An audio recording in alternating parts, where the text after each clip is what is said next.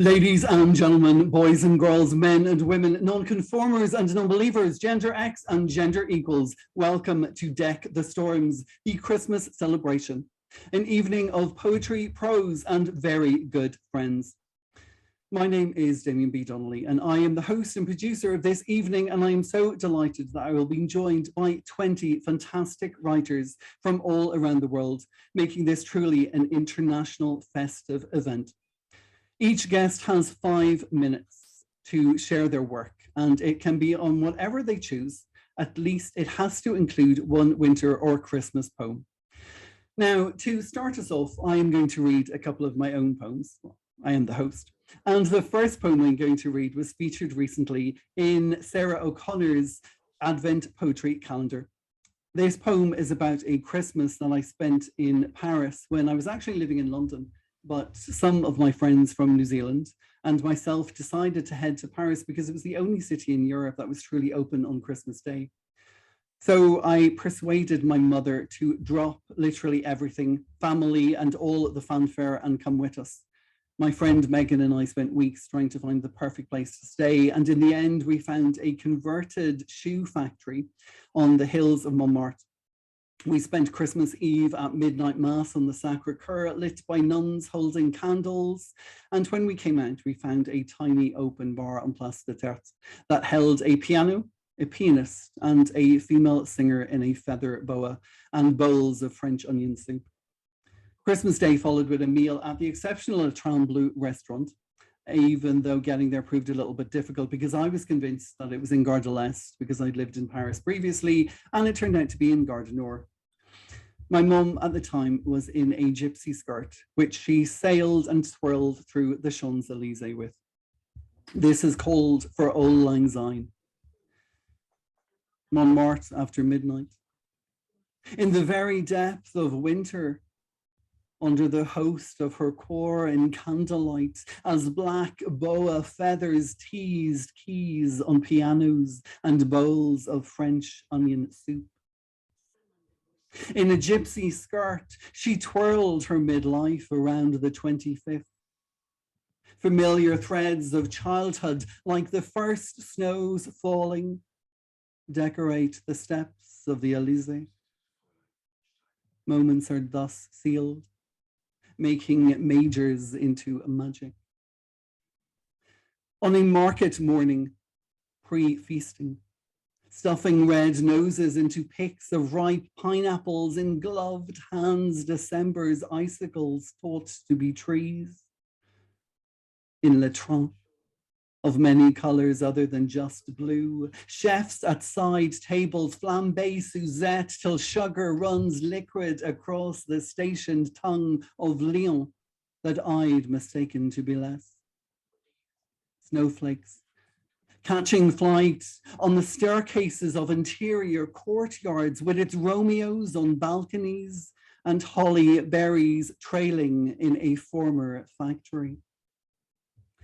Aotearoa on periphery of Paris, gifting out parcels to Lusk Girl, no longer local. Montmartre after midnight. Child born to be king, and we, under the giggle of cocktail, whisper au revoir to new friends found as snow melts. Never the same flake, flame, moment. We cannot go back.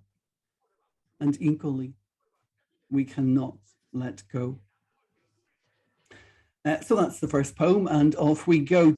So I've got 2 more poems now, 2 shorter poems, and I am very honored and pleased to say that these 2 poems appear in Christmas and Winter Edition, Volume 2, which I had the extreme pleasure of being sub-editor on. This first poem is called I Don't Tell Anyone I Do This, But.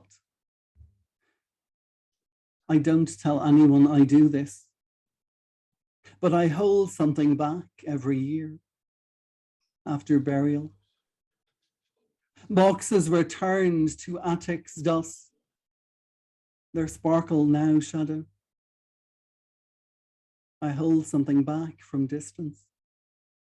Something so small, a simple thing, like I held your scent, the caress of your palm on my chest, your breath on my skin when you were my being. I hold something back every year, an old ornament to pull out under the jacket of January to remind me that we're circular, that snow falls, but the sun melts. I hold something back every year after the burial, something simple to recall how we once hung holly with hope. And this final poem now from me is called Some Dreams Are Designed to Delude.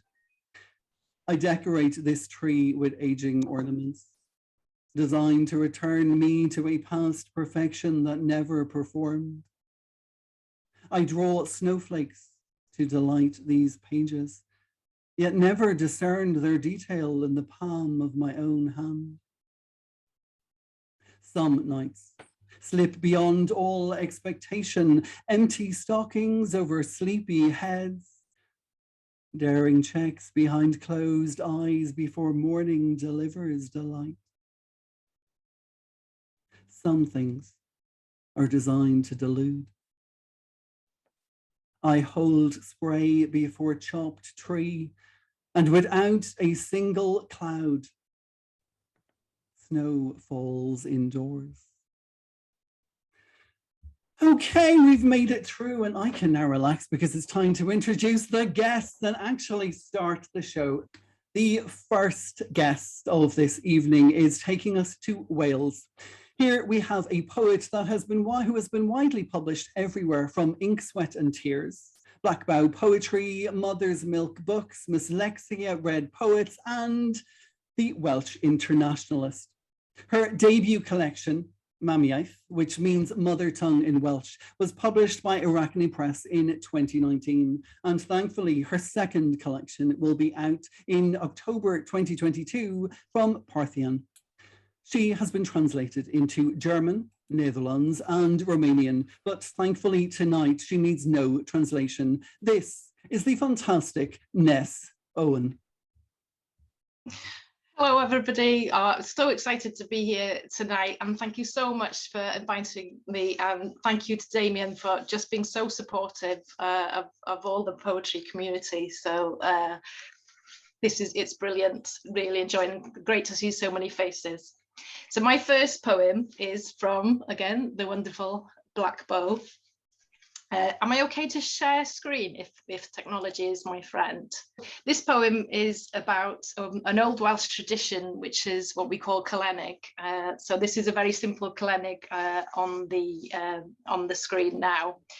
But during lockdown last year, all our holly berries completely disappeared before we had time to gather them. So this is Gathering for Celenic 2020. Raindrops pearl the hawthorns as dusk powders a promising sky. Our holly berries are already lost. We must gather our sticks wisely. White and blackthorn never agree. Elder would weep, and willow is for the broken-hearted. Soft sycamore is carved for love, so we choose her broken branches. So the second poem I'm going to read is from my new collection, which is Moon Jellyfish Can Hardly Swim. And it's actually inspired by Damien's words, "Eat the storms, mother said," which is quoted in one of the sections. So this is Mairead Garw. So Mairead Garw is rough seas, and there are actually I didn't mention there's one other Welsh line, which is Gafel Din, which is hold tight. From here you see the storm coming. The sky presses on you, and the clouds gather strength. Gafel Din, Gafel Din. Now the rain comes and you lose direction. watching for the white wave that carries back the drowned. Catch the cold gasp calling, invite the unraveling, reach out your arms, lean back, scream at the stars, and remember, this is the day you learnt to float. My last poem is about a very, very special woodland that we're trying to save. So if you do see Save Penrhos, Achub Penrhos, anywhere, please, on social media, please follow us, please retweet us. We might lose it to a holiday complex, and it's such a community space for us. So this poem actually is going to be read on Radio 4 after Christmas. So it's the longest poem I've ever written, so I'm only going to read an extract, but if you do happen to be listening in January, it will, the whole of the poem will be on there. So this is to our lovely Penrhos.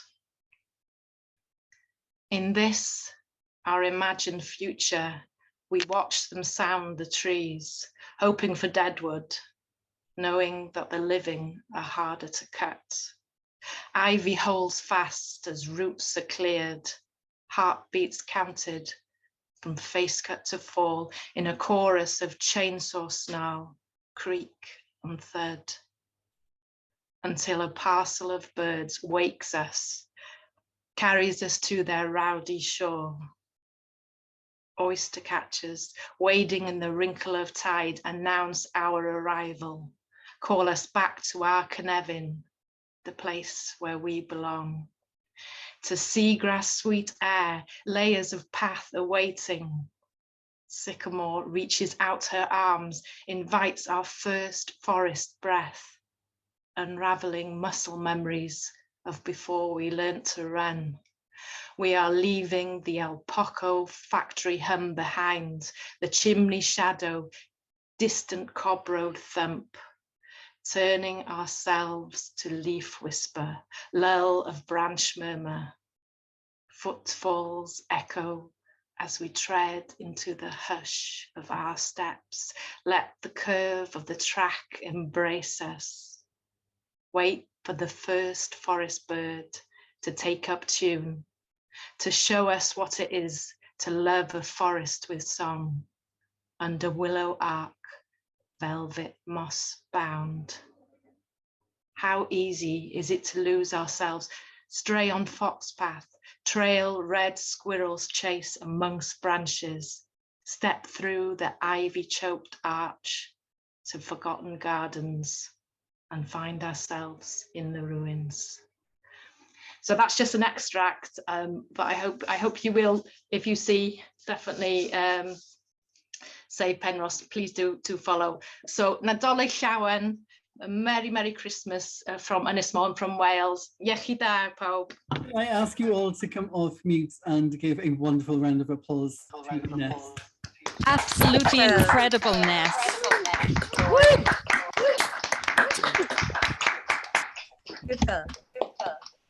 Gorgeous. Ness, thank you so much. Oh my goodness. And I have to say, Storms has never been in better company. Thank you so much for being with us tonight.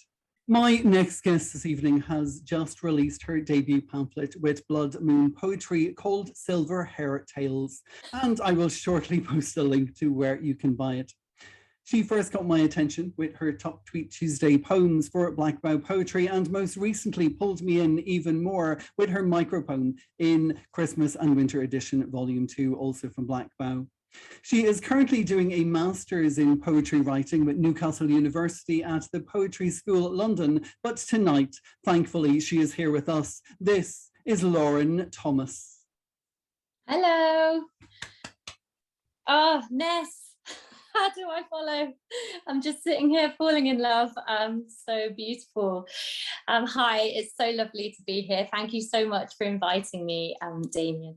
The first poem I'm going to read is from the Black Bough Poetry. It's Southern Winter.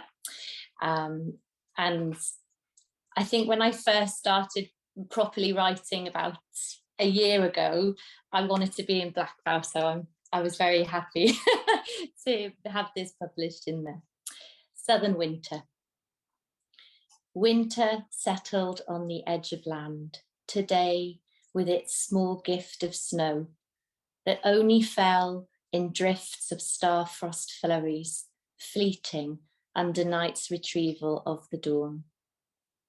By the time the light was cast, a shifting in the dark to purple glow, a freezing rain had come again and stepped with tiny pools of ice across the glittered lawn. And the second one I'm going to read is, I'm doing an MA at the moment. So I've started, for some reason, I've started writing about spaces, and I don't really know why, but I thought this had a nice ghostly feel for a Christmas, a Christmas themed reading. So this one's called Medium. Driving to the furthest point you know, darkness like a fever, burning on the outskirts of the night, boundaried where the shadows bloom, when the body tires of holding light. You stand out here, listen for a message, braced against the gale, a picture you once shared, spaces that you slipped through when you both were small, only you could know. They say that if you carry ghosts, ring a bell. In offer of safe passage, ring a bell and let the sound inside it fall, like Gower rain, where sky becomes sea, where voice becomes breeze. You look towards the lighthouse, reaching, darkness like a river, pale, then lost inside the beam, pale, then lost again. And then this one is from my pamphlet, which is imminently out. I'm hoping it's going to come out on Friday. I just got the proof, so it's very exciting. It's called Ysbyty Fan, and this is about peat bog restoration, because, you know, that's a good subject for poets. Ancient backcloth upland moor, shifting with the currents of a restless wind. Beneath quivergrass parched runnels lie brass rubbings potted into ground. A bronze agronomist, cured and historied within the glug and clag of peatland bog. His green pool whispers flow through leather bones chambered underground. Iterations rotted into earth tongues, gills and seeds, a carbon keep embogged. We patch the purple-orange hummocks so muddied river crossings can rewind. Time speckles gold upon the plover, returns wall snails and sculpts the bog back to ewer. Stagnant moss births fruiting bodies, rafting spinner silken wines, with sundews trapping raptors, feeding rooting bonnets. This is when earth regrounds. Upland bog, oxidized pitkins pink the wind. History sings through the quenched ground. Thank you so much. I invite you all to come up and give Lauren a wonderful round of applause. Gorgeous. Thank you. Well, that was absolutely fantastic. Thank you so much. A bog has never felt so enticing or glamorous or perfectly suited to a Christmas evening. Thank you so much, Lauren. Okay, for my next guest this evening, we are heading across the waves to the United States, but not for an American, for an Irish Australian who currently lives in Texas.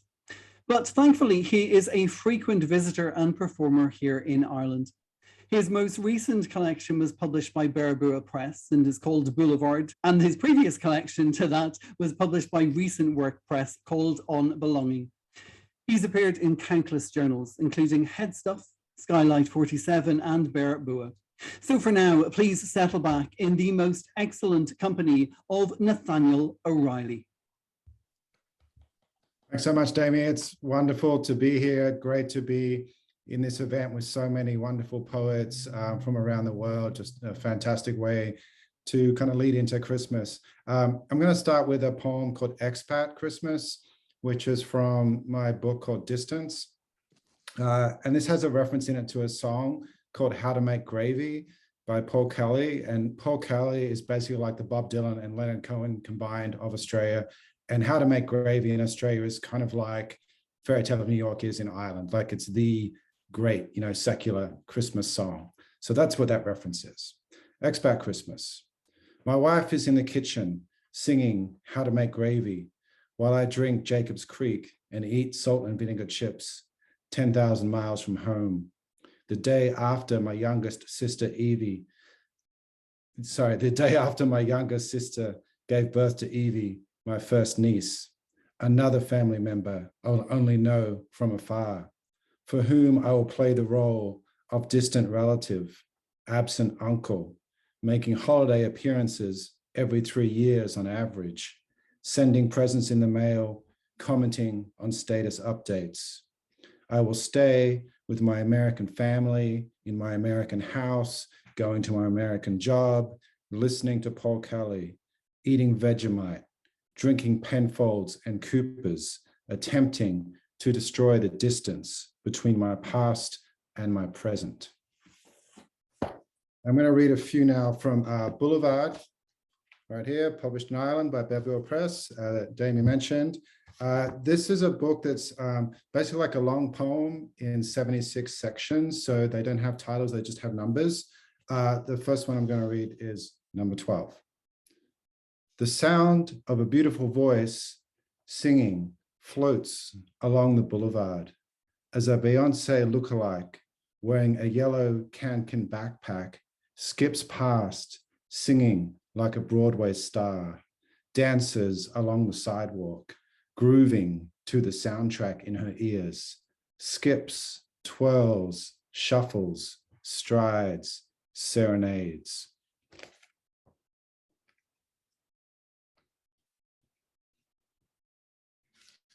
This one's number 46. It's about squirrels. Squirrels snicker, chuckle, and squawk, scamper up tree trunks across limbs and boughs, jump from trees to fence tops, sprint across lawns, duck under hedges and shrubs, scurry along skywalks with acorns gripped between teeth, zigzag along the boulevard, dance along black power lines with erect tails, descend onto leaf-strewn lawns, burrow into brown grass with front paws digging up worms, swivel heads and prick ears when dogs bark and cars brake, chase each other up the alley, squat atop blue recycling bins, grip branches swaying in the wind, bouncing beneath their weight, leap from rooftops, speed like furry arrows through the air. And I'm going to finish up with the last poem in the book, it's number 76. And this is a winter poem. Where I live in Texas, it's incredibly hot most of the year. We only get snow about every 7 years, but occasionally we get an incredibly cold winter, as we did this past winter, and you might have seen it on the news. We were without power for about a week, and the temperature got way below zero, and a few hundred people froze to death, unfortunately. That's how extreme it was. But this is a poem about how cold it was and how quiet and still it was that past winter. The boulevard is quiet today. Cars are stationary. Silence descends. Dead leaves bathe in stillness, recline in gutters. Doors remain closed. Blinds stay drawn. Bare boughs and trunks rest against gray skies, appear black and sullen. Power lines refuse to sway and dance. Security lights disperse soft light. The red bow on the black mailbox fails to flutter. Squirrels, birds, and cats seek silent shelter from the glacial morning, like exiles trapped in the wrong hemisphere. Thanks for having me. Appreciate it. Please give it up for the wonderful Nathanael O'Reilly. Woohoo! Go Nat! Nat, thank you so much. My goodness, how we all know about that distance at the moment. Thank you so much for being with us. My next guest on Deck the Storms this evening was born in Dublin, but now lives in Cavan, and you may recognise her voice from Eat the Storms, where she has appeared now 3 times, and hopefully she will be back again in 2022. Her first collection was called Living with Love, and it was launched on the 8th of February 2021. And also that year, in collaboration with conceptual photographer Julie Corcoran, she launched Love, Time at the Baileyborough Courthouse. She has been published and performed widely, including being involved in 2 cross-border peace projects. This is the fantastic Fidel Hogan Walsh. Hi, everybody. Thanks, Damien. You're a wonderful human. So it's great to be here, everyone. I'm just going to kick on from some of the books and plus then some new stuff that I'm writing at the moment. So my first one is called Pure. Misty snow falls, coating the land a pure white, to the sounds of laughter, romanticizing what lies beneath. Rains come with thunderbolts, the air trembles to a deafening silence. Eerie chimes is shifting in the winds, lonely voices unheard. Last rites and dignity, tender soul seeks. Hard truths heard, judges, juries, shamed. A careless disregard of emotions, unnamed angels mourn.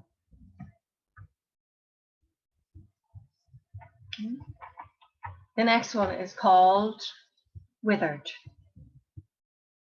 At the forest of my mind, solitude and I go looking for you in the orphanage of words and reeds. My heart broken, withered. Yours whole, stone cold. A dream so real in the moment before dawn. I reach for you, your breath on my lips. The mist of your skin caresses mine. I awake, your bones lie in the winter soil. Okay, next one up is called Labels. I have been the nameless, faceless woman in your shadow, a commodity labeled as yours. The short touch and the long goodbye, finding peace in the distance of your absence. My hand is not missing yours upon it, nor my lips a quiver for your kiss. My body does not grow cold without your warmth. My mind has not gone mad from loneliness, for I am very much alive, just being me, unlabeled.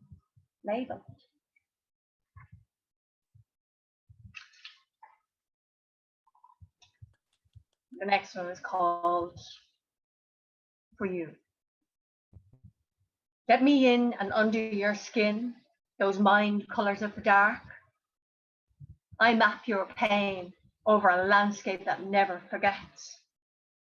Run through hostile terrain, enter the mighty fortress. That heart, that face, with its charming stay. My patience tested. Will you have me? Now, I wait for you.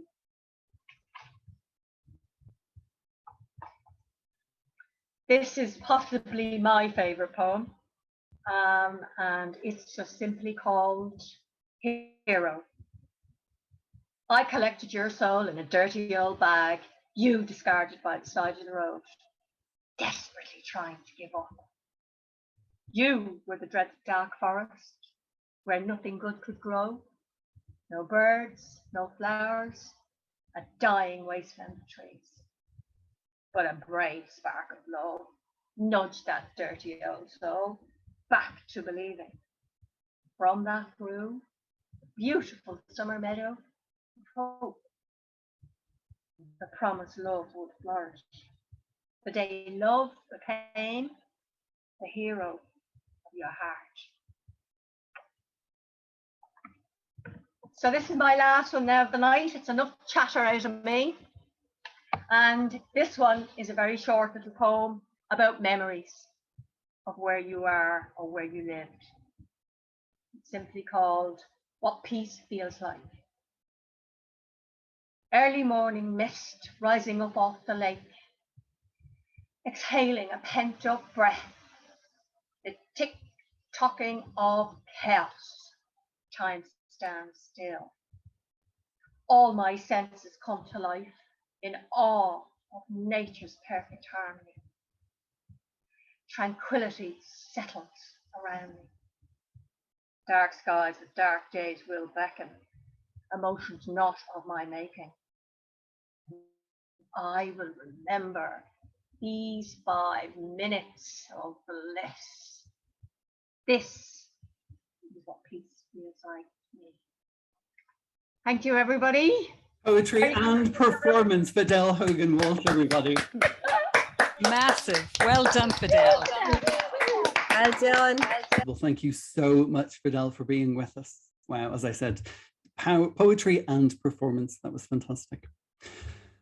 Okay, my next sparkling guest this evening on Deck the Storms is bringing us back again to Wales, this time to Cardiff, where she trained as an architect. She is a Pushcart Prize nominated poet and a winner of the Poetry in the Arcades competition 2020, with poems appearing in many journals, including Black Bough Poetry, Indigo Dreams, and May Tree Press. You may know her as the managing director of Rare Swan Press or the editor of Nightingale and Sparrow, but tonight she is appearing simply as herself, the incredible Marcelle Newbold. Crikey. Hello. Thank you very much. Hope you can hear me okay. Super. You gave me a promotion then, saying I was managing director, so thanks for that. I'll change my letterhead, but that's fine. Editor, but managing director, same thing. So you haven't got the letter yet. Okay. Oh, great. In the post. Yes, thank you for inviting me tonight. It's been wonderful so far. And what a performance there from Fidel. So that'll be a nice, tough one to follow. So thanks for that. I've got 6 very short poems for you tonight, because I only write short poems. The first 3 are from the lovely Black Bough, as you've heard from already tonight, and Matt Smith. Field margins. A hedge hag praises the scent of the moon. She lingers at the edge of all things. She gathers poison in skirt-heavy folds as gloss-thick spines lick the perfect blue. She congregates the discarded precious. Feather, windfall stick, field mouse bone. She conjures protection for all things. She journeys to places concealed by the sun. And another witchy one. Winter co-sleeping. We lie like witches, softness folded inwards, elbows and edges to the cold, palms crucibles for our dreams. We tuck duvet-made cloak about us, create wiggle space to brew warmth and comfort for the frost days ahead. Precious. And I wonder what I would leave for the gods, for those who own this place, their breath still present thick within these liquid walls. A bloodstained needle for sewing her dresses, an arrow flint-tipped for his heart, a boat hollowed from ancient for journey's end.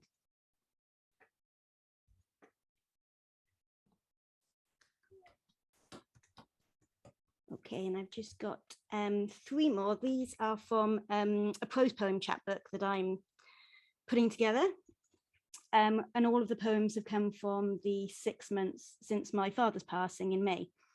The second one is a Highburn. I'm not sure if I'm saying that correctly. And the final one, I'm pleased to say, has been accepted by Ink, Sweat and Tears for their 12 Days of Christmas feature, which is very exciting. The dust is building or settling. I've let it. In the corners and nooks and all those places I was taught were special, sun concealed, shadow permitted. The window is cleaned by a branch outside, bowing in the breeze, brushing transparent. If I crouch down slightly, as if listening to the smallest whisper, I can just about see the sky. I've started to treat my father like an aging cat. Sporadic at first, but now it's a habit. Opening the patio doors for a while, first thing and last in case he wants in or out. Lighting the garden path when it starts to get dark. Ensuring his favorite chair cushion is plumped and angled to catch the sun. The air remembers. Warmth expands to flood a room. Light fills the empty. And finally, slightly Christmassy, Robin. I'm over and underwhelmed, simultaneous, fluctuating, a ladybug's wing. I miss Dad. Whelmed, makes me sound like the ocean blues and greens. I feel better. I saw a robin at the garden centre. He helped me choose an apple tree perched on the right pot. Whelmed, over and under, over and under.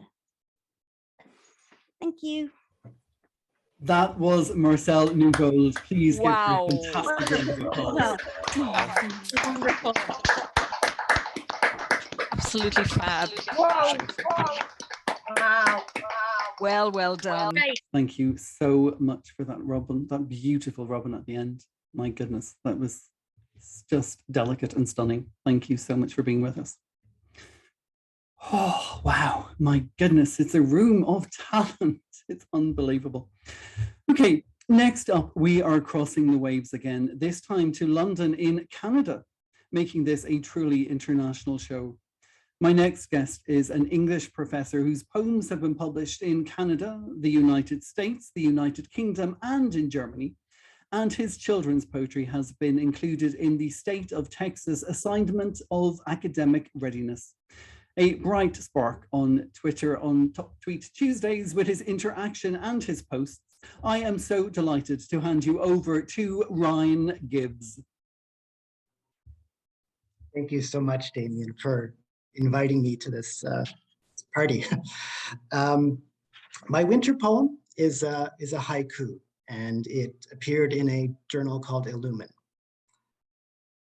Warmed by maiden love, the forbidding ice troll melts back into a prince. And the other two poems that I was going to read are about gatherings, people coming together in honor of this event. The first one is written about a place called Windsor, Canada, which is across the river from Detroit. And a few years ago, I went down there with some poet friends to write a poem about Windsor for an anthology. And we kind of wanted to explore the city and get a better sense of what to write about. And we went along the river, we took pictures, we took notes.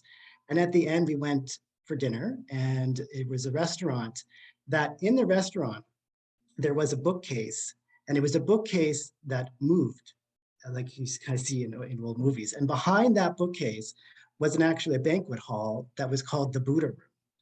And it was that title and that idea that really sort of brought everything together for me in terms of writing a poem about Windsor, Canada. So this is called the Buddha Room. Zealous traveling poets recount their journey along a path uprooted, marked by orange plastic gates, past grinding steel backhoes, in search of roses that bloom like lotus flowers. They found red roses by the river and golden fish in garden ponds, capturing these treasure vase gifts in vivid photographs.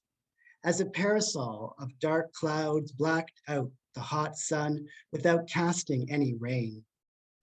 The streets then came alive with a chorus of dialects, resounding as a conch shell with victory banners guiding the way to a feast of savory mango chicken and tempura, where east meets west cocktails flow.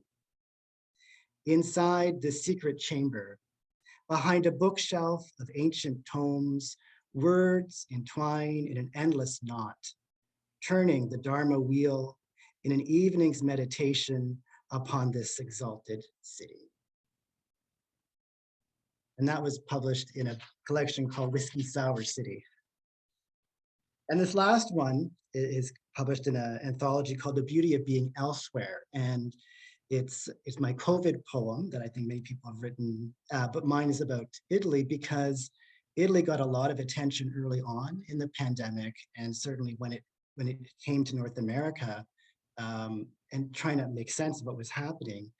I was reading up more about what was happening in Italy, and I read an article that described the Italian resolve with this phrase, dolce far niente, which means the sweetness of doing nothing. And so I called this poem Dolce far niente, sweetness of doing nothing.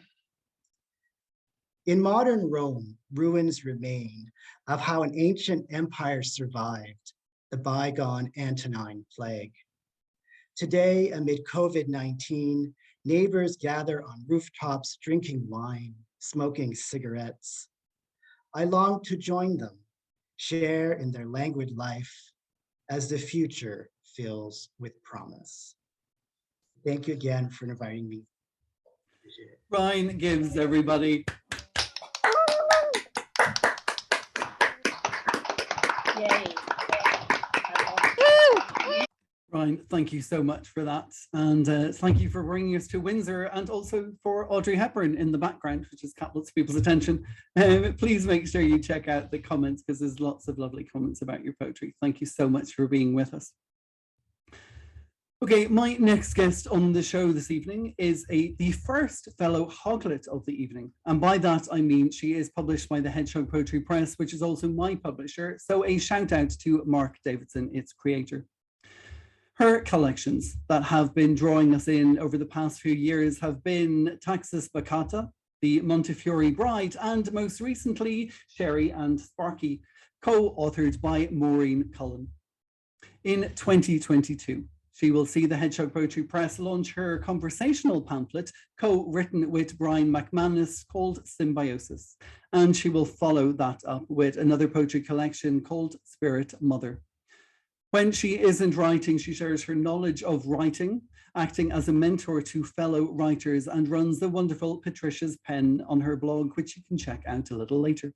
Right now, I give you the magical and mystical musings of Patricia M. Osborne. Thank you, Damien.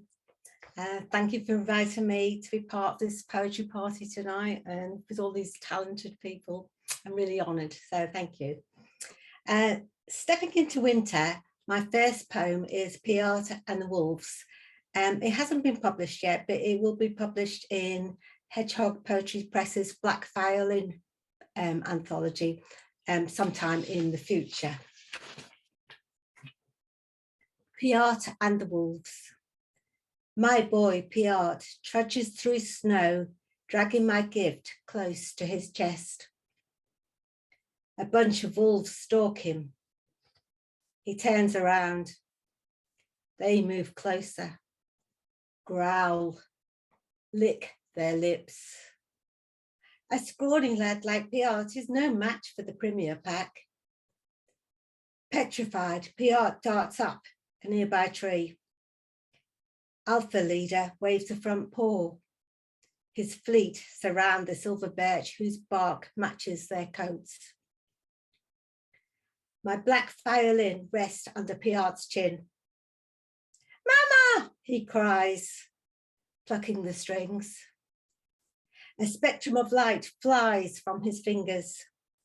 Panpipes fill the Arctic chill. An array of multicolours arc my child. Spellbound, one by one, the wolves drift to the ground, gaze up at the moon, and howl in time to my mesmerizing music from the next world. My next poem is Bridge with a View, and it's part of a poetry conversation, Symbiosis, co-authored with Brian McManus, and will be published early next year by the Hedgehog Poetry Press. Bridge with a View. I lean over a trestle footbridge, watch the winding river as it slows and flows into a heart-shaped lake. A bumblebee flits past, darts to a pendulous branch, sips sweet nectar from willow's silken flaxen bloom. Mayflies swarm towards hawthorn along sunlight's golden rays. Translucent, spotted wings glisten.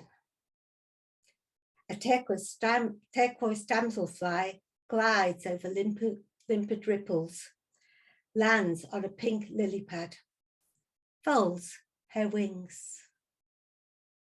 Sundown blazing russet red. I take a deep breath, smile, and stroll home.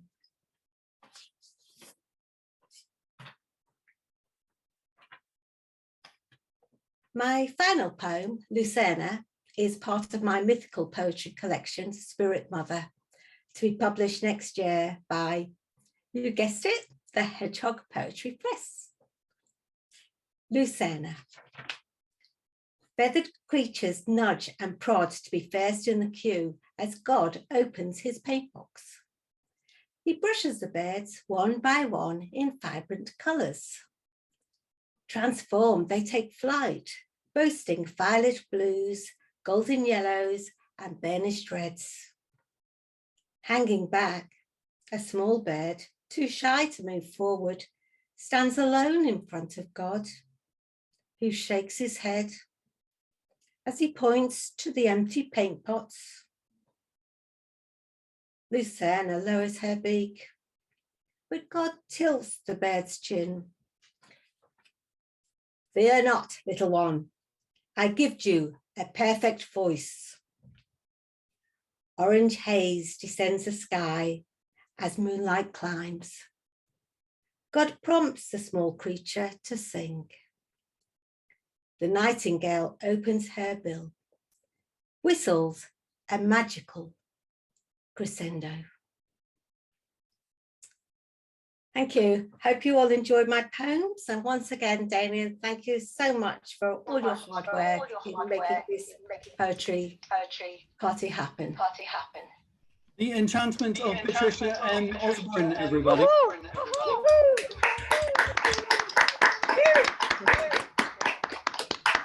Patricia, thank you so much for being with us. It's always, always a pleasure. Okay, if you have ever had the privilege of settling down comfortably in the company of the Cheltenham Poetry Festival, now online, you will be well aware of my next guest, not only for her hosting skills, but for her absolutely excellent poetry, which you will be able to find out more about in 2022 when her debut collection, A Landscape with Birds, is published by the Hedgehog Poetry Press. You probably already know her work from Poetry Bus, Dreek, Obsessed with Pipe Work, or Marble. Born in the Middle East, but currently living in Dorset and joining us tonight in Dublin via Zoom, this is the bloomin' wonderful Beth Brooke. Thank you. It's really lovely to be here. I'm having a lovely time. I'll read you a couple of poems that are kind of vaguely winter themed, and some of them will be in the Hedgehog collection in the new year. So here we are. I'm going to start with winter, and it's called Winter Quarantine. So you can tell I wrote it round about this time last year. I have taken to sleeping in the attic room, hidden under the eaves, the right size to be comforting. In the lethargy of a winter morning, with its slow summoning of light, I wake and lie there. I listen to the rasp of the magpie, hear the jackdaws argue. I think about the hedgehog in its little nest, snug under leaves and summer hay. Later, I will visit its spot by the garden wall, lift the roof of the hibernaculum, peer in. I will watch it breathing, the rise and fall of its prickled back. It will not stir.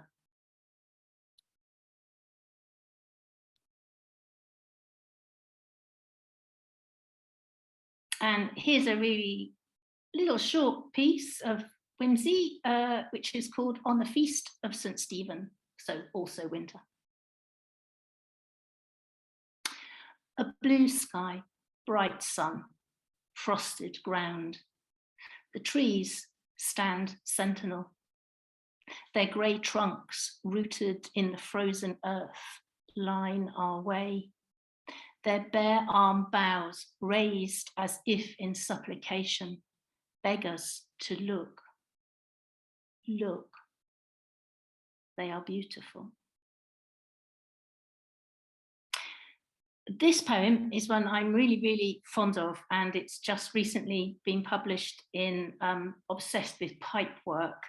And I sent this to so many journals trying to get them to publish it. Anyway, it's in honour of you, Damien, and your trip to Paris, but it's called The Bees of Notre Dame. If you didn't know, there were bees on the roof of Notre Dame, and they actually survived when the cathedral burned. On the roof of the cathedral, the bees sleep, soothed by warmth, by smoke as rich as frankincense.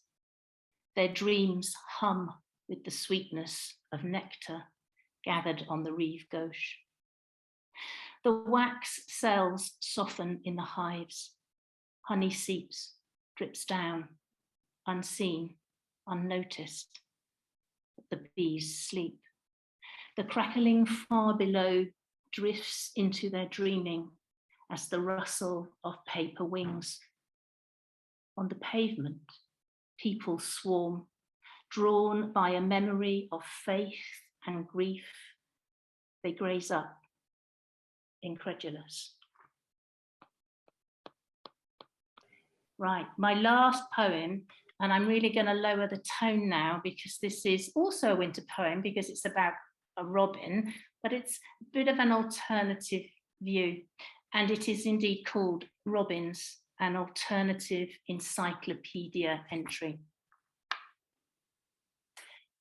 The robin is regarded as a martial bird, disputatious. It has a reputation for belligerence, being able to spark an argument in an empty tree. Its plain song ticking asserts a right of occupancy, communicating a simple message: off, off, off, off. Its more melodic songs are variations on a single theme, which may be summarized as invitations to have a go if you think you're hard enough. Yet, when evening comes, these birds are slow to roost. In the dark, they are small, their dreams uneasy, troubled by visions of jabbing beaks and the fierce beating of wings in landscapes where the night is always cat shadow black. Thank you. The Bees and Birds of Beth Brooke, everybody. Wow. Cat shadow black.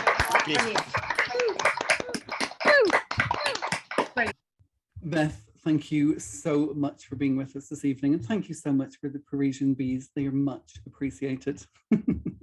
Very glad to hear they survived. Okay, now from Dorset, we are coming back over to Ireland and heading over to the West Coast for my next guest, whose work has been widely featured in places like Pandemic.ie, Headstuff, the Poetry Jukebox Stars Curation, and in Northern Ireland's Light Theatre Company's Dickens Festival 2020. She has been the recipient of the Professional Development Award from the Arts Council Ireland, and along with Aisling Cleo and Nathanael O'Reilly, was my dearest, sweetest and funniest companion at the last live Doolin Writers Retreat in January 2020. I am delighted to sweep you across the country to County Mayo here in Ireland for the always breathtaking and supportive Mary Maxwell. Damien, you divil, thank you. Thanks, first of all, for the absolute magical night. I really was very cranky all this week, so this is really making my day. And beautiful reading so far, everybody, absolutely exquisite. I'm going to do a piece of flash fiction and 2 little poems. This is the poem, Morse Code. He grasps the window frame, 2nd story up. Taps, taps, taps, taps, taps, taps, taps, the window pane with a steady staccato beat. Peanuts are out, absent too on the patio, ditto in the feeder. The seeds are AWOL and the fat balls are woeful. He'd put the call out, but the white cat is dozing on the pillar. This great tit must wait with sparrows and chaffinches sentinels, all because I hit snooze. This is my little flash fiction. I believe it was published in Incubator up in the north, but this is called Best Helper. It's Christmas time and Mammy's at it again. There is whiskey on the air and a flurry of activity in our Dublin kitchen. Mammy picks up the bottles on the weekly shop. For several weeks, they stand in rows like soldiers, the labels sleek across the glass bottles. Their stand to attention is brief as they're poured and measured, emptied and replaced. The earthy smell tingles and wafts through the kitchen. Mammy staggers from counter to sink to oven and back again. Even sleep does little to hide the black shadows beneath her eyes. Mammy doesn't drink. She's a sworn teetotaler.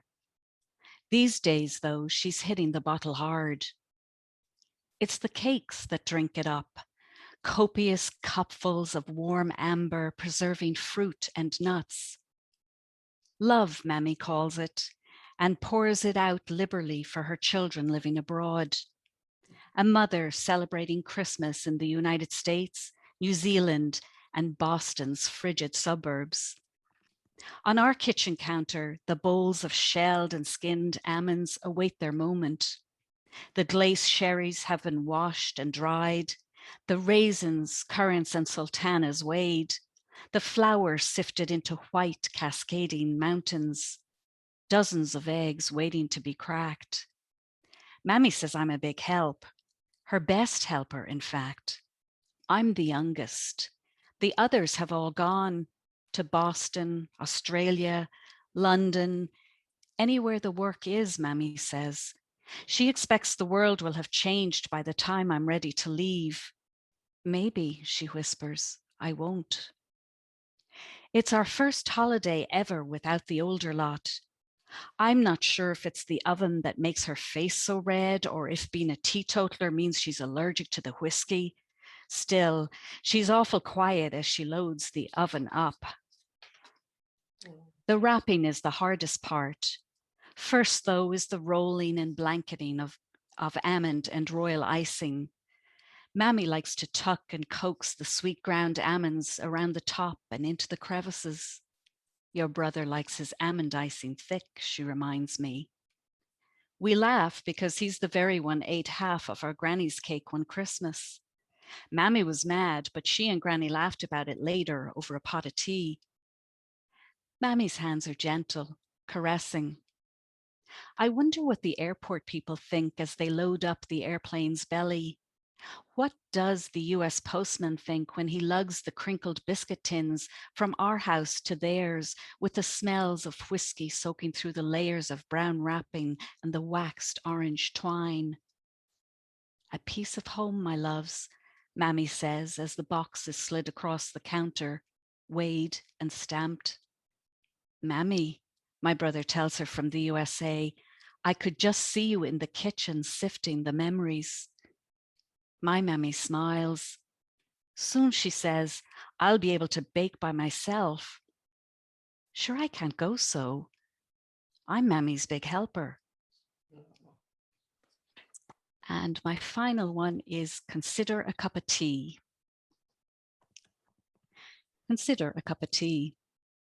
Consider the stainless steel teapot on the table, silver glint of the lid, smell of freshly brewed tea, your sigh as you poured thick and oily into the cup, his clanging of the teaspoon before heating it, placing it hot against the child's arm, a joke.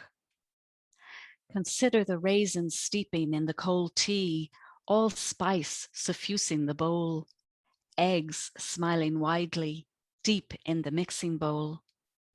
Consider the good delf on annual display, the polished silver too, and the china teapot lording it over the table. Quartered sandwiches oozing with egg, lettuce, even chicken slices heaped on the plate. Glasses of whiskey and sherry sipped by the fire. You dolled up for an evening in with the visitors. Sit, mother. Consider it an evening off. Thanks very much. The mesmerizing Mary Maxwell, everybody. Thanks a million. Thank you.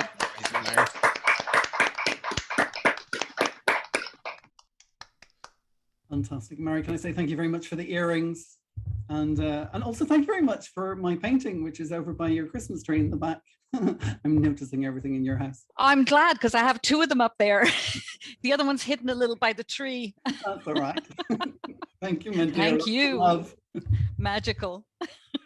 Okay, for our next guest, we are leaving Ireland and heading over to the United Kingdom for a poet who's originally from Oban in Argyll and now lives in the south in Brighton.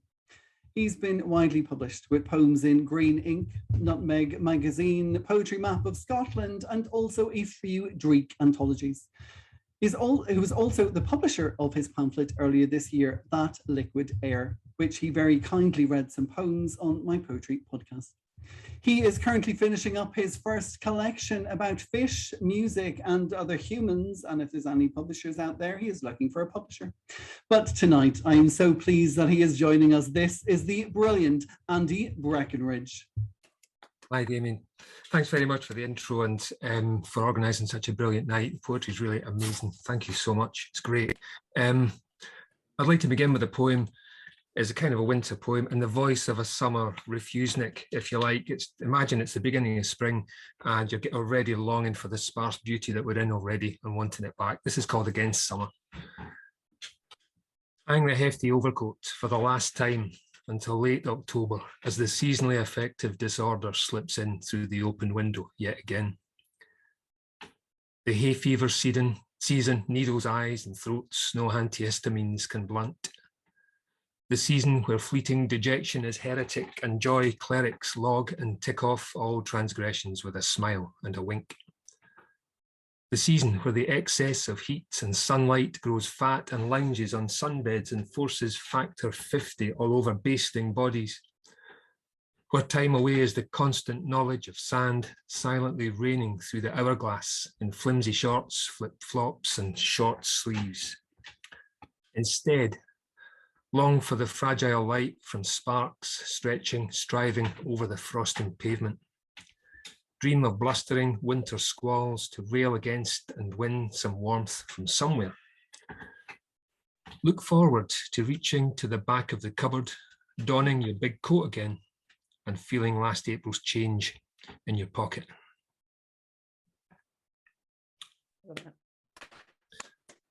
Thank you. The second poem is semi-autobiographical and it looks at memory and aging.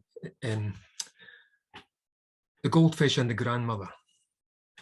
I won Angus for you with 3 darts that just held on to the pocked plywood behind a strafed ace of spades, and the stallholder handed him over in his bag of clear water, pride of place in the classic bowl refracting. A larger life for you both. Did his daily circuit training and mouthed the word Bob at you. Not Angus, Bob. Beside the wind-up clock and a sepia photograph taken at a Serbian train station in the 20s. On Sundays at the dinner table, you'd mantra, this is where we shine, and education's the thing. as the tip of your weekly cigarette glowed orange and the smoke lifted from your nostrils drifted through your white hair. A visiting grandchild gave him an overdose of ants' eggs and things went belly up. And for 3 days, the water clouded the colour of old cutlery and expert Angus teaching you how to forget stuff.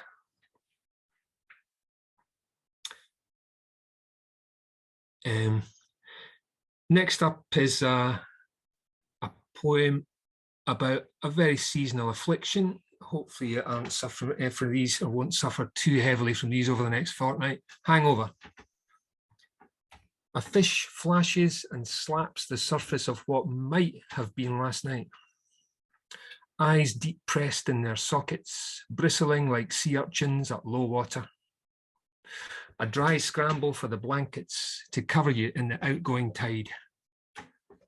Jellyfish on the beach fizzing to dust in the midday sun. The madness of the bearded castaway alone with too much blue to comprehend and no words for crazed lips to send. A screen in your palm and a metal sandwich aftertaste and a brain sunburnt by balm or poison with a skull and crossbones on the label. The wet trees and grass, the rocks and pebbles are dense with their own essences.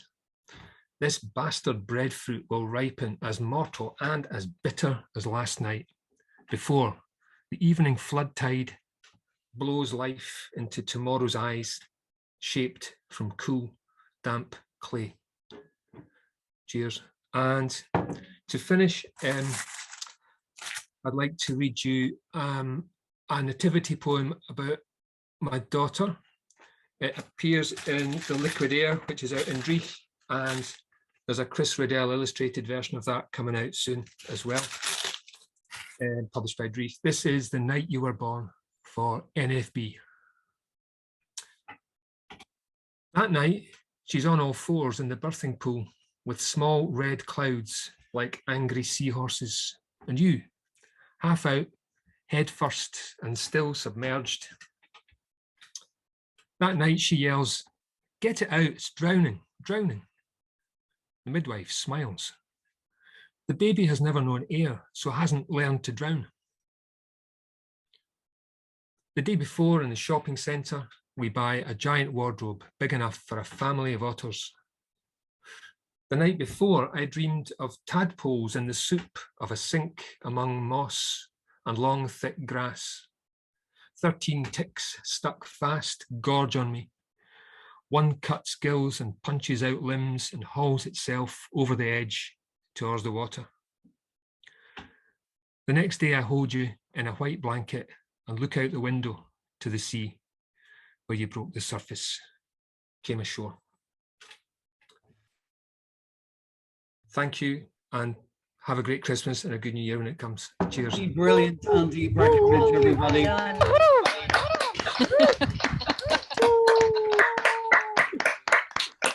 Andy, thank you so much for joining us. I suggest that you go and read the comments. They'll make you very happy. Thank you so much for the sea urchins and the hangovers. My next guest on the show tonight is another hoglet from the Hedgehog Poetry Press, who has been published by Dreich Blackbough Poetry, and most recently her collection Immersed in Blue was published by Inspired. And please note that the online launch of this collection will take place on the 9th of January, with free tickets currently available at Eventbrite, and I am very happy to say that I get to be the host for this event. Her first collection, Where Flora Sings, was nominated for a Laurel Prize, which was followed on from her childhood memoir, The Road to Cleethorpes Pier, published by Crumps Barn Studio. I am so happy to hand you over to the delightful company of Margaret Royall. Thank you, Damien. And thank you so much for inviting me here. I've got 4 poems for you, 2 quite short ones, and then a longer one, 2 slightly longer ones. The first one has been published recently in Blackbough Poetry's Winter Anthology, and it's called Solstice Twilight. Clag hugs bare hilltops, blatters fill with siling rain. Sough of wind at our backs as we push through. Wimpled wings cast shadow skein on water.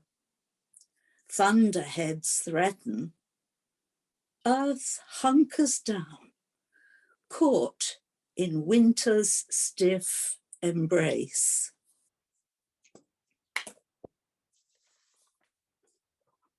And the second one is from my pamphlet Earth Magic and from the winter section, and it's called Approaching Year's End.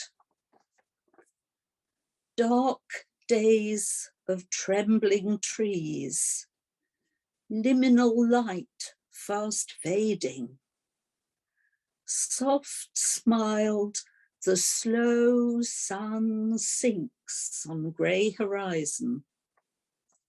Night hustles like a hunting hawk, watching and waiting. Fallow fields fold into twilight blur. Skyscape stained indigo with impatient breath. And winter aimlessly wanders the land, searching for a star above a stable.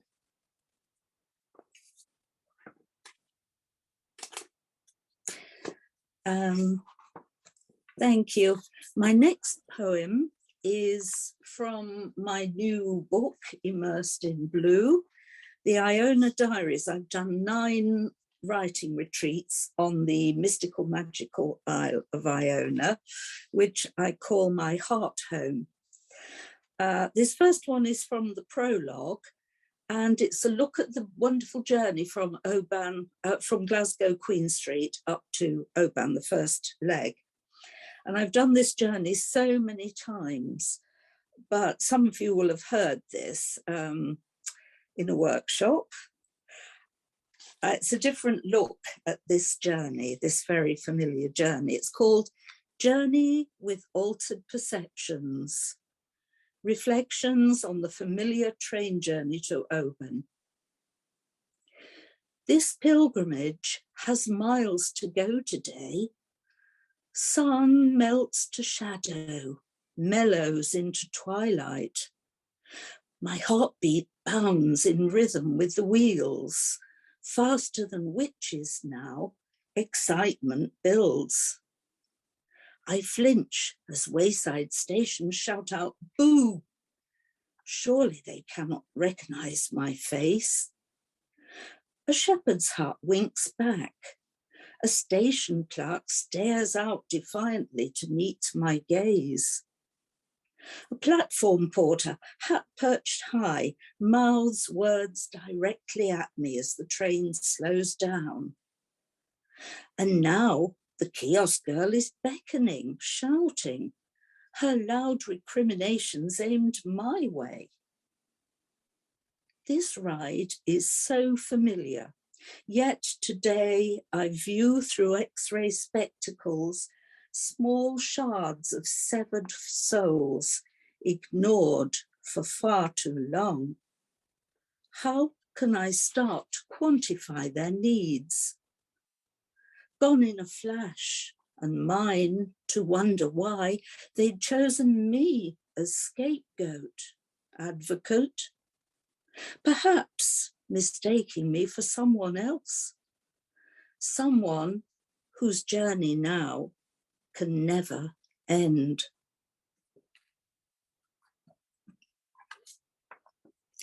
And my final poem,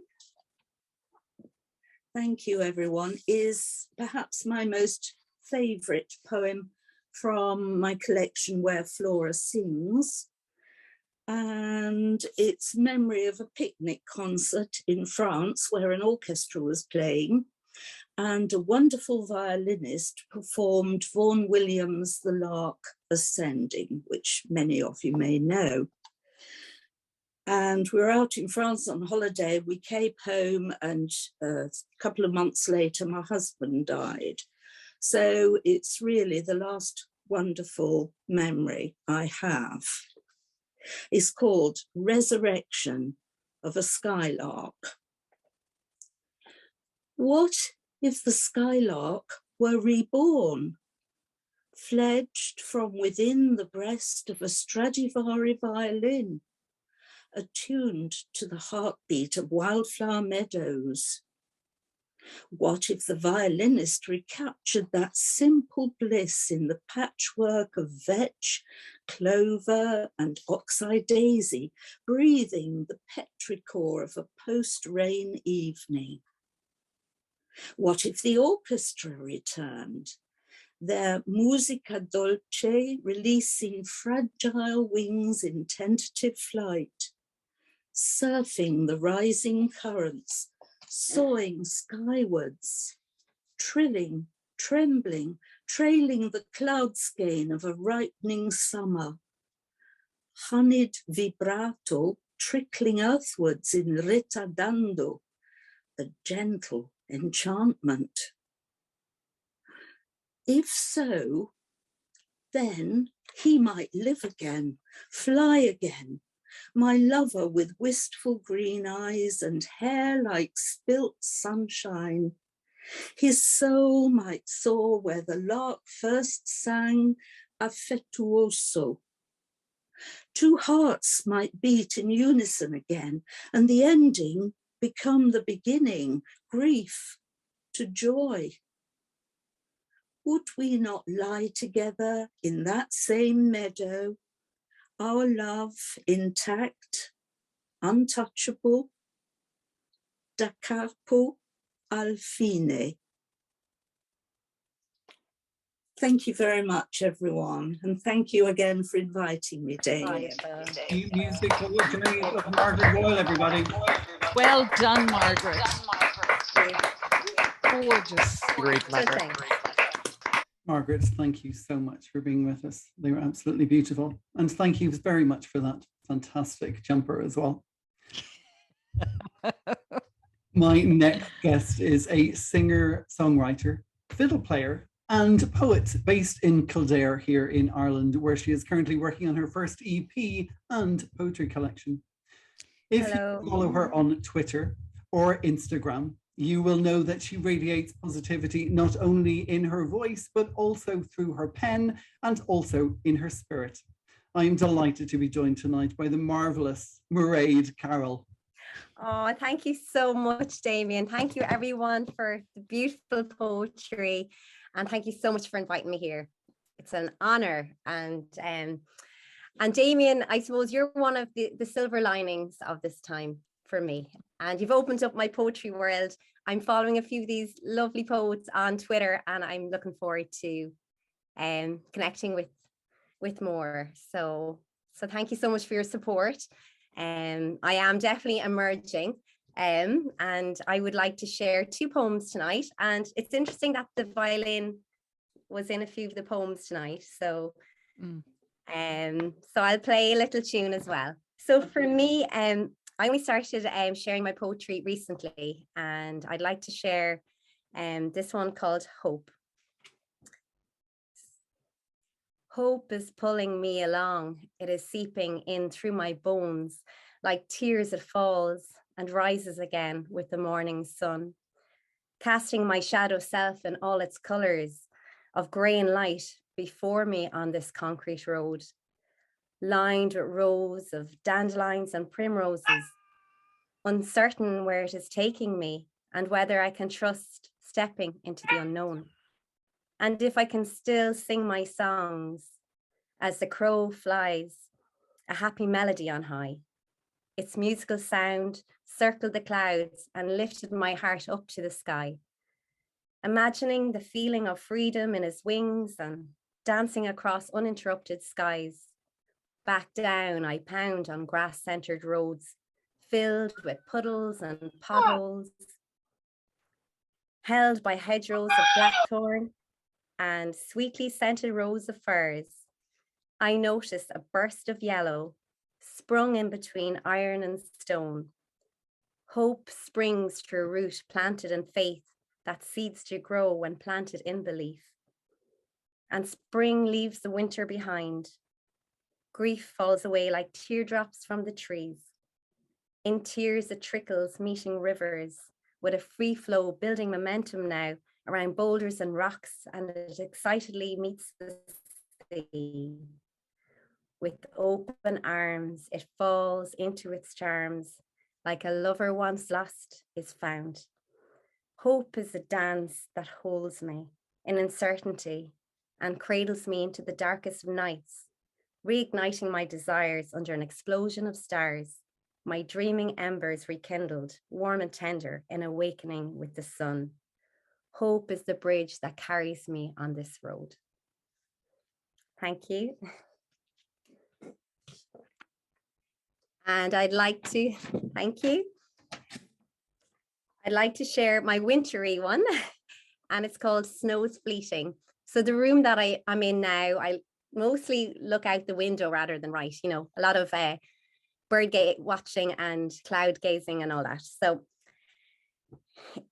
the snow is fleeting across time and space between you and I, becoming more whole in its spitting silently, unsure of its place between land and sky.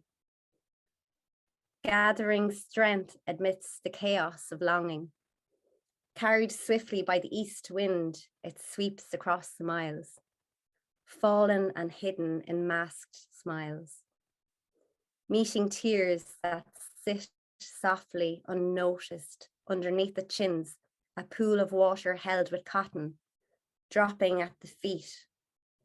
Walking a lonely road, the flakiness of the fallen snow melts into the grey concrete, unwelcomed by the thirsty robins, the transformation of tears and sleet into snow, while children's eyes widen, that the flakes hug and join together to form a blanket of white snow across their gardens.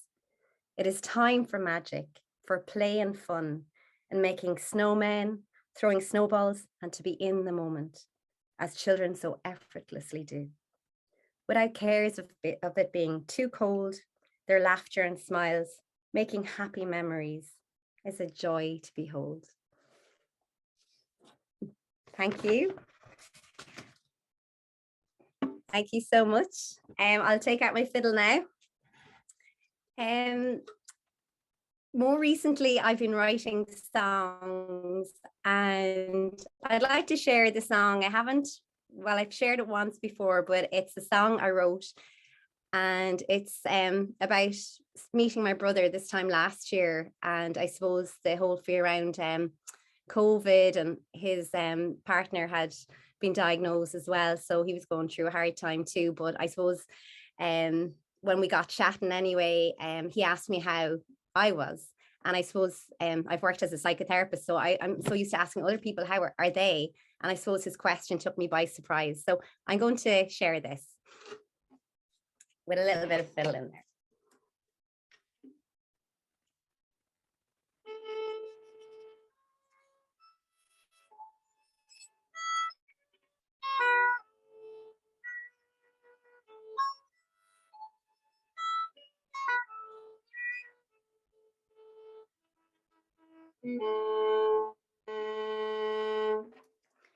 It was a cold December day.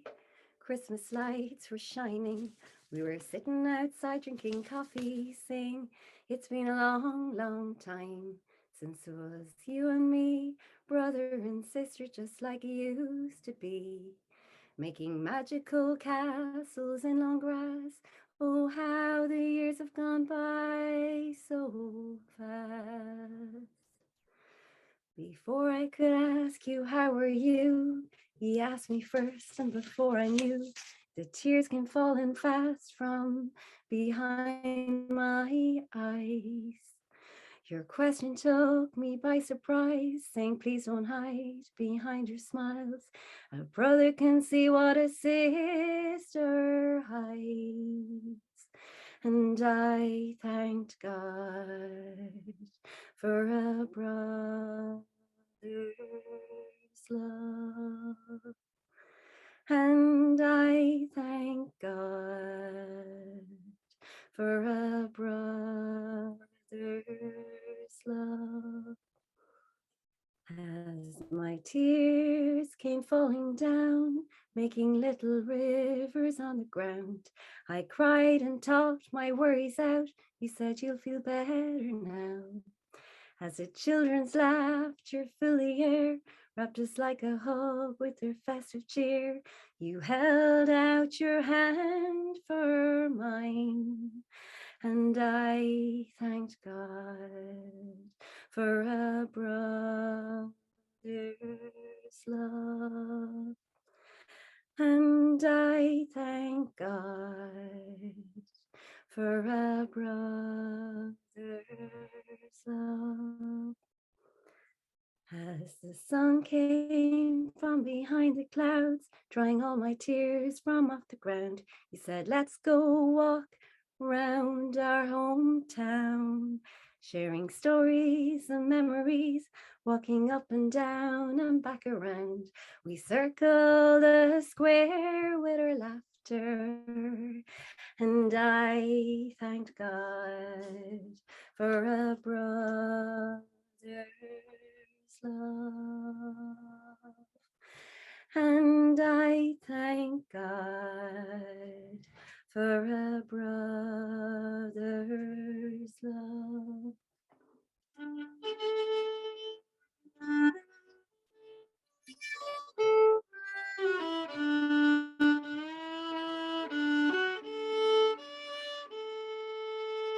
And I thank God for a brother's love. And I thank God for a brother's love. Have yourself a merry little Christmas.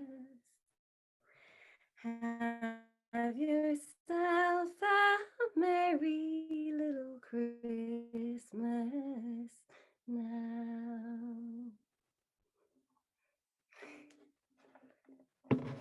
Mairead, Carroll, everyone. everybody. Thank you so much, and I hope you all have a lovely, safe Christmas. Merry Christmas to you too, Mairead. Mairead, you have just filled all our hearts with joy. Thank you so much. That was just incredible. Absolutely incredible. Our next guest on the show this evening was the author of the exceptional Lost and Found pamphlet, which was published by the Hedgehog Poetry Press in 2020. She is also the winner of Writers Cafe and Cupid's Arrow competitions, featuring one of my favorite poems ever called Him, Building Me a Bookcase. She has also been shortlisted for the National Poetry Day Speak Your Truth Prize on YouTube. Her micro pamphlet, What Colour Is My Brain, is due out in January, and last month she was the featured guest at the Cheltenham Poetry Festival, where she nailed it. Tonight you're going to see why. This is the bloody sensational Vic Pickup.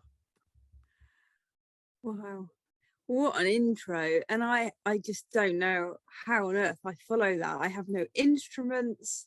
You don't want to hear me sing.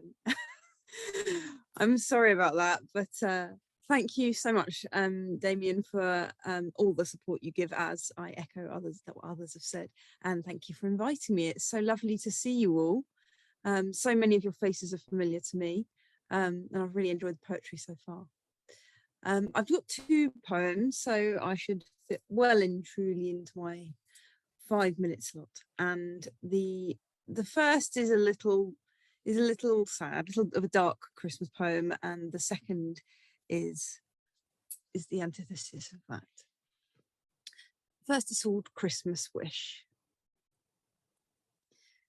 For Christmas this year, I would like a spider, a big one, like the kind you see in zoos, and the one they told us about when we did Jesus at school, and King Herod wanted to kill all the babies, so Mary took her baby into a cave, and the spider wanted to help and wove a web right across the entrance, working all night, spinning lace, all gluey and thick, and in the dark the frost came and froze it stiff like tinsel wire, until you couldn't see past. And when it looked like it had been there for 1,000 years, So when the soldiers came looking for the baby, they were fooled. The spider's web was so full with cold sparkles, nobody could ever be in there. I want a spider like that, who will hear him coming and will spin a web that quick at night, when the frost will come and make it strong, casting a cloak of invisibility across her doorframe. So that's the first, and thank you. The second poem is more jolly, and I wrote it in lockdown, and the first lockdown, and it was reminiscing as a bored housewife, if you like, about a time when my partner and I went on a romantic break to Berlin many years ago, and this poem takes me back to that time. It's called Schnitzel. The schnitzel I bought from Tesco defrosts on the kitchen side, and I think of a restaurant with steamed windows. We unwrapped our knitted garments and let the back of our legs feel the warmth of the fire as the waitress placed menus on the split wood table in the corner, the dull glimmer of Christmas lights beyond us. I have an inward glow of shared glühwein, sugar crystals on my lips where you missed a spot. We drank, our words lingered in clouds. Collars raised, scarves knotted, you puffed hot breath into my cupped hands. And as the sky grew dark, we watched the gingerbread stall bustle and beer tents spill out jolly stag doos. A girl selling popcorn reach a fingerless glove into her glass box for yet another handful. There was incense of cappuccino, cinnamon, and roasted nuts. At the TV centre, our stretched faces were fur-lined reflections in 1,000 tiny spheres, convex worlds glowing red and green in the drip of a giant fir tree. At Checkpoint Charlie, we learned of two sides, smashing through walls just to hold hands again, digging underground, flying overground, risking all. A steaming baked potato heaped with sour cream snow is set down. Schnitzel, garlic waft and crunch, green beans bathing in a butter puddle. And you're marvelling at your oval platter of steak and heaped frites. We smile, relieved that we are united in our preference of this to last night's pretentious gastro, where they seated us by the door and did not take our coats, the slop of €20 risotto on a square plate. We chose right tonight. The fire spits. We thaw, hungry, tuck in. And I wonder, when will be the right moment for you to retrieve the small box that's in your pocket? Thank you very much, everybody. I'm wishing you all a peaceful, happy, healthy Christmas and New Year. Thanks so much. Vic, pick up everybody.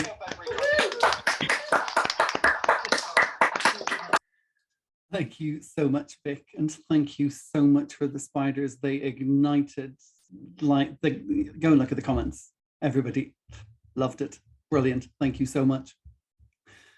Okay, our next guest is no stranger to Eat the Storm, the Poetry Podcast, as she appeared with me on our special Paris episode, reading poems from Lumiere, her extraordinary collection published by the Hedgehog Poetry Press in 2018. She is a creative writing tutor and mentor based in North Norfolk and has poems in The North, Dyslexia, Under the Radar, Magma, and Tears in the Fence, to name but a few. Her other collections include The Kingdom of Shadows, Saltwater Diaries, and most recently, The Exceptional Confetti Dancers. And I cannot wait for her next collection, in which she explores the alter ego she left behind in Paris 3 decades ago, something I can definitely relate to. This is the always illuminating Sue Burge. Thank you very much, Damien, for that lovely introduction. I'm not quite sure how to follow the spider, Vic, or that song, Merril, either. I'm going to share my screen and I'm going to share 3 poems with you. So just let me find this one.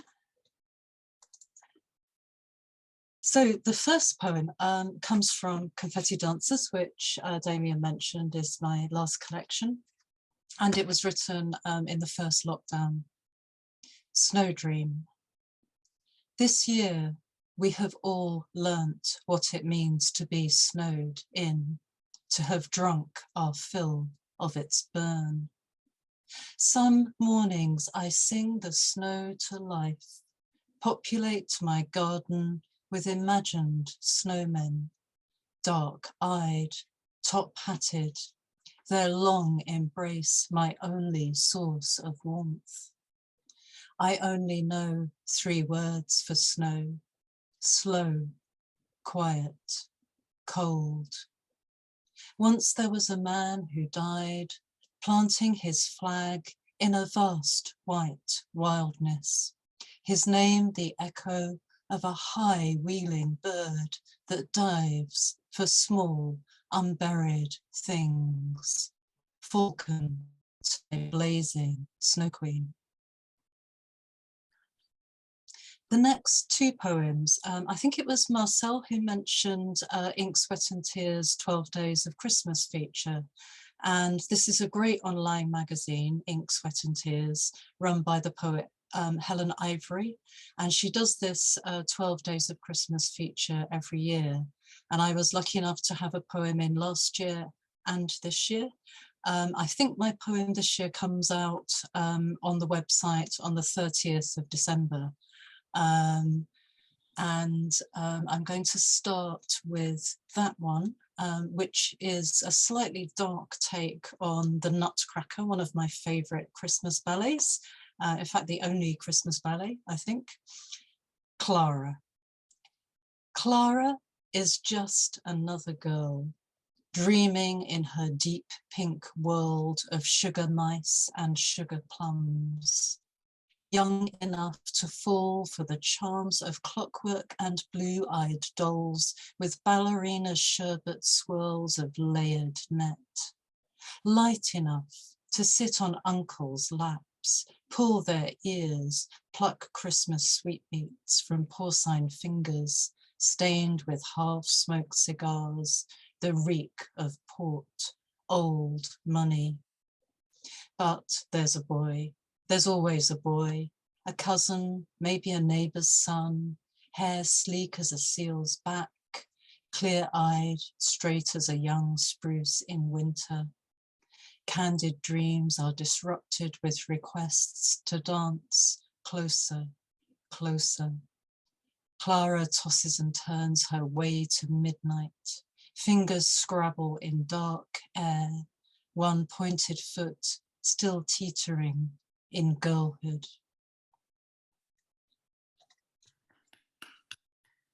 And then this is the one that was on Ink, Sweat and Tears feature last year.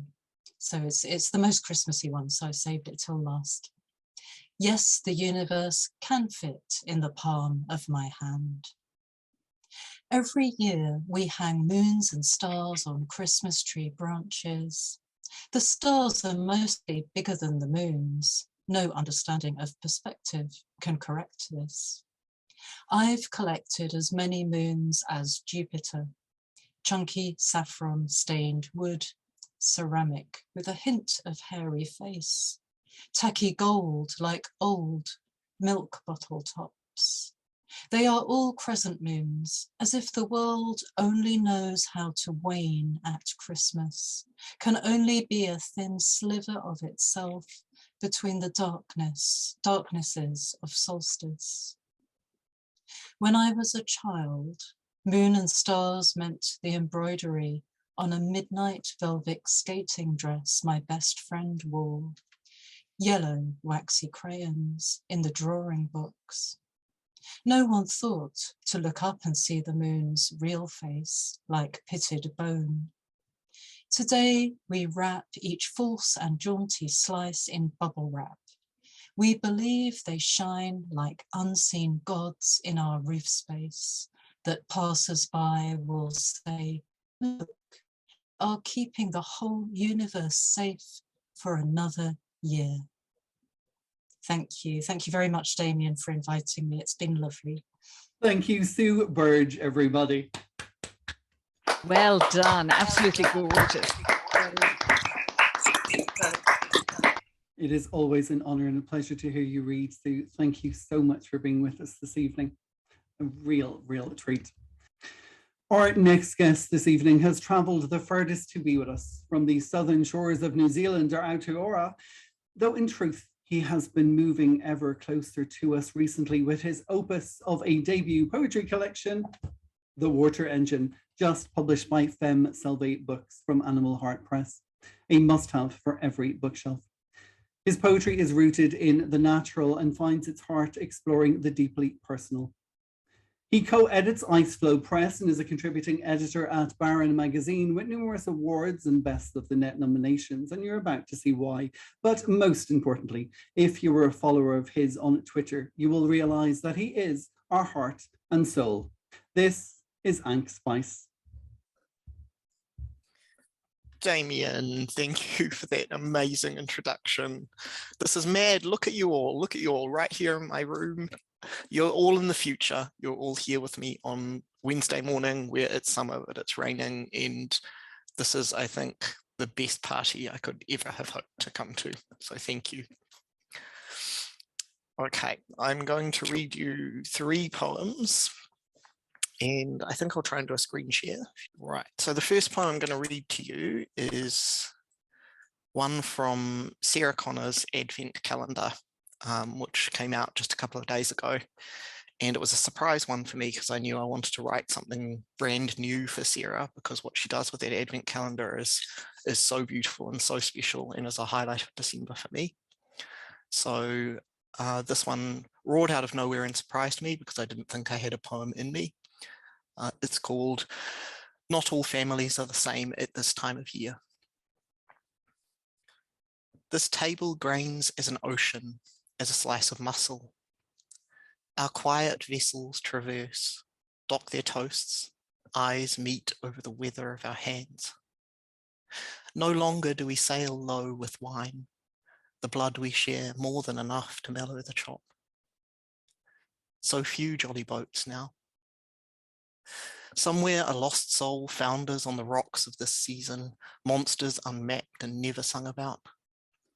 Somewhere else the hold pangs empty and the boiler burns down. Somewhere pirates have boarded and all at once shone as being divided. You compass 3 plates and I mark 3 directions of wind with a fork, and this is plenty for today and more than any map promised. One of us prowls fast towards the horizon, look out crow calling land, land that none of us can see. Somewhere a wheel creaks and creaks in a hard turn. Somewhere the bottle swings and breaks and there's cheering. Somewhere a tradition cuts anchor, unloads all its ballast. Sun fills my glass. Let me pour more into yours.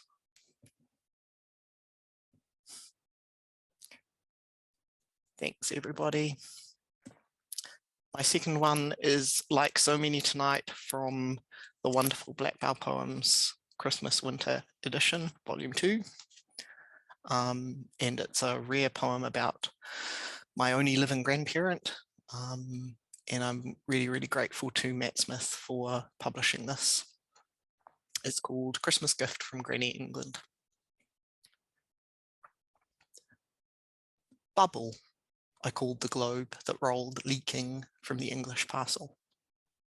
Moth hands, moth heart, breathless for the burst to pop this rare once only wish. It must summon real snow, known only in stories.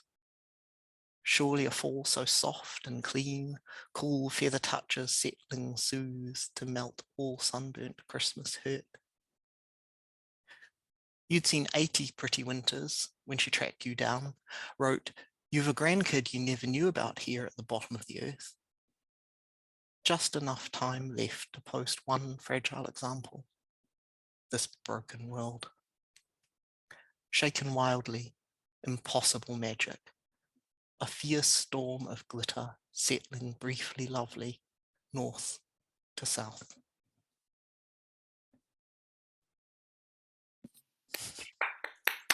Thank you. The last poem I'm going to read you is one that's in my book.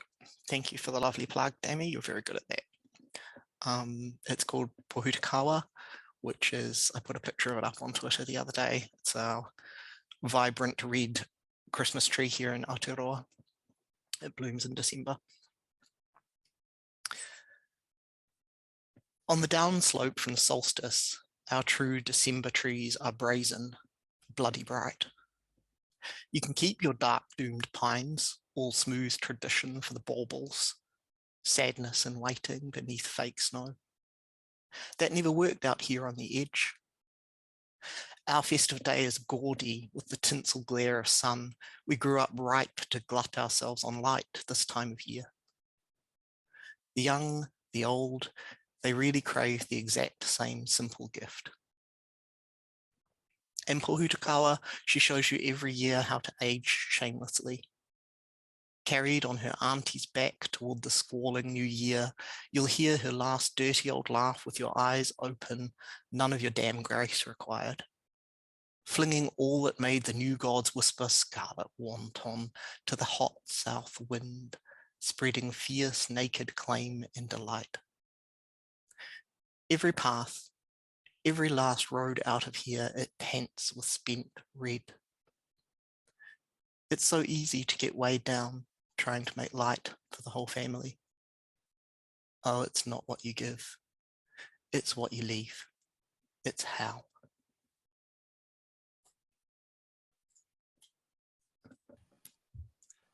Ankh twice, everybody.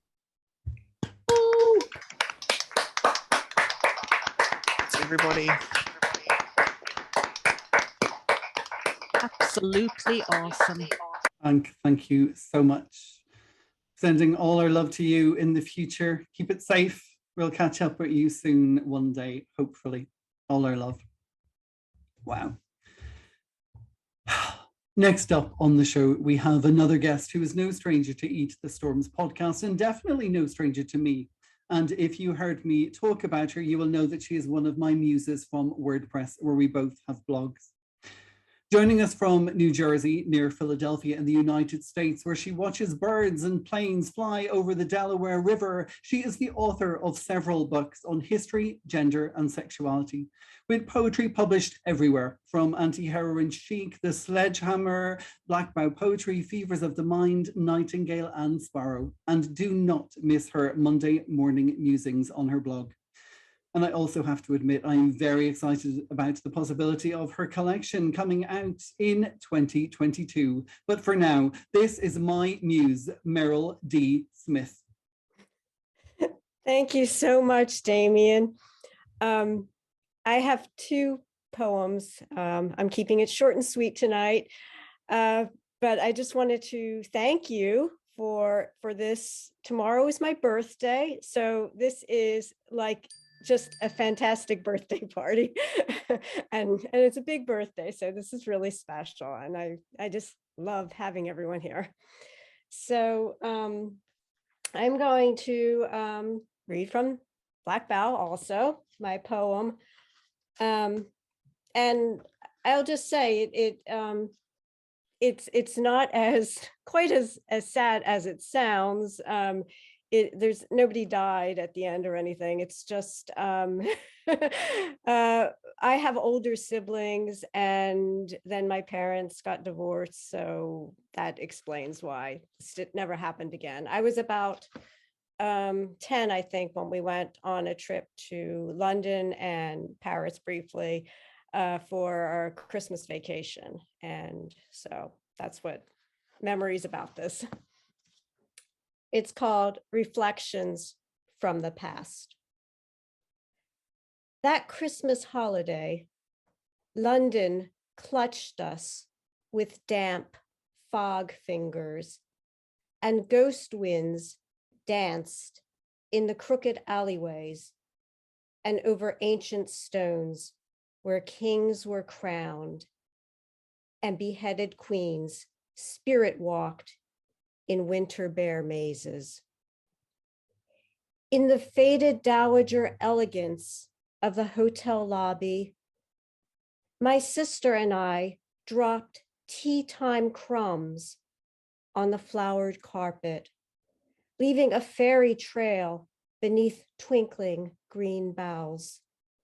Caught in mirrors and window reflections, our images glowed and ached like December days, the memories of our last family vacation.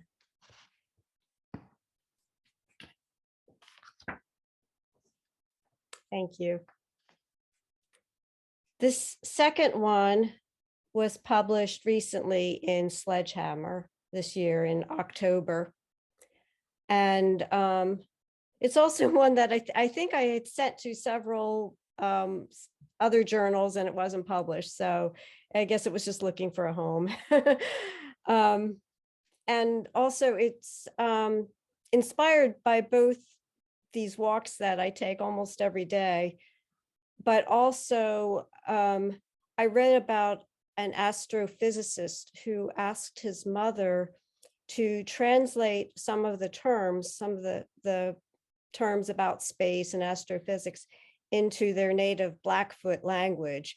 And she talked about the chirps that the stars made and the birds, and I just, that image has just stuck with me forever now. So anyway, it's called Theme and Variations. Beyond my window, beyond the beyond of timeless time, the starbirds sing. With mockingbird tenacity, sweeping beats of gleaming feather light across 1,000 nights. We gaze without, withdrawn within, withstanding without understanding the death all around. But light song finds its way from that bright beginning bang to scatter like geese in honking flight. I watch them soar, reflected in the river ripples, white on blue and gray. When spring comes again, and it will, there will be downy chicks, golden like the sun. And when the darkness returns, and it will, the starbirds will still twitter with incandescent chirps, sparking the sparkling chords of the universe in an ever-changing refrain. This, an eternal song. Birthday girl Merril D. Smith, everybody. Thank you so much. Happy birthday. Happy birthday. Thanks, everybody. Merril, thank you so much for spending the afternoon with us, and I wish you a wonderful, wonderful 21st birthday tomorrow. All my love.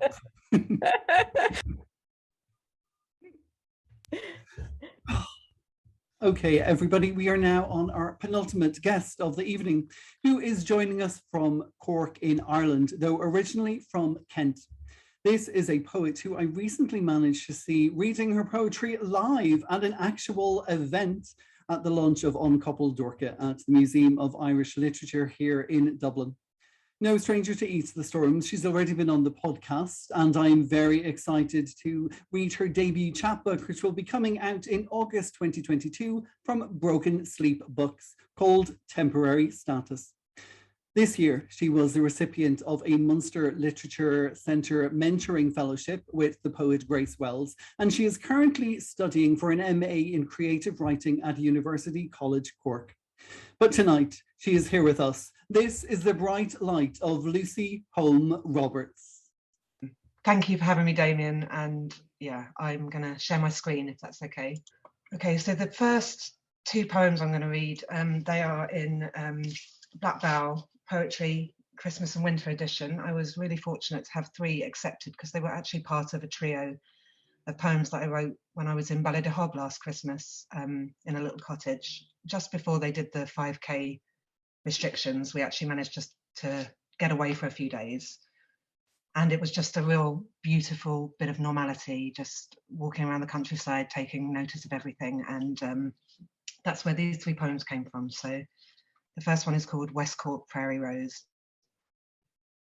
A slow extracted blink, and summer was spent, sap drained, skin wrinkled, carbuncular and crimson hued, you shrank as veins bristled, foliole turned inward. We sought beauty in your demise, in the fallow and the fraught, the flood of pigment stemmed, mired in winter's tight embrace. The second is Philoplume. So this is, yeah, Philoplume. Blue night has seized this moss-spread plot, from the petrified rosehip branch to the kiss-tracing grosbeak, her pale breast puffed, philoplumes aquiver. The moon, in mollifying mood, pats her charge, oversees the expectant pulse. And as diurnal rhythm slows, she watches each leaf and bramble, each tiny fragment consumed by the full barn mouth agape, chewing on sea-scented hush. So the third poem I'm going to read was actually in Puka, the first edition of Puka this summer. And everything's all out of order in my head because of the craziness of this evening, but I just got my Irish citizenship yesterday, and I was at the Zoom ceremony, which was really emotional.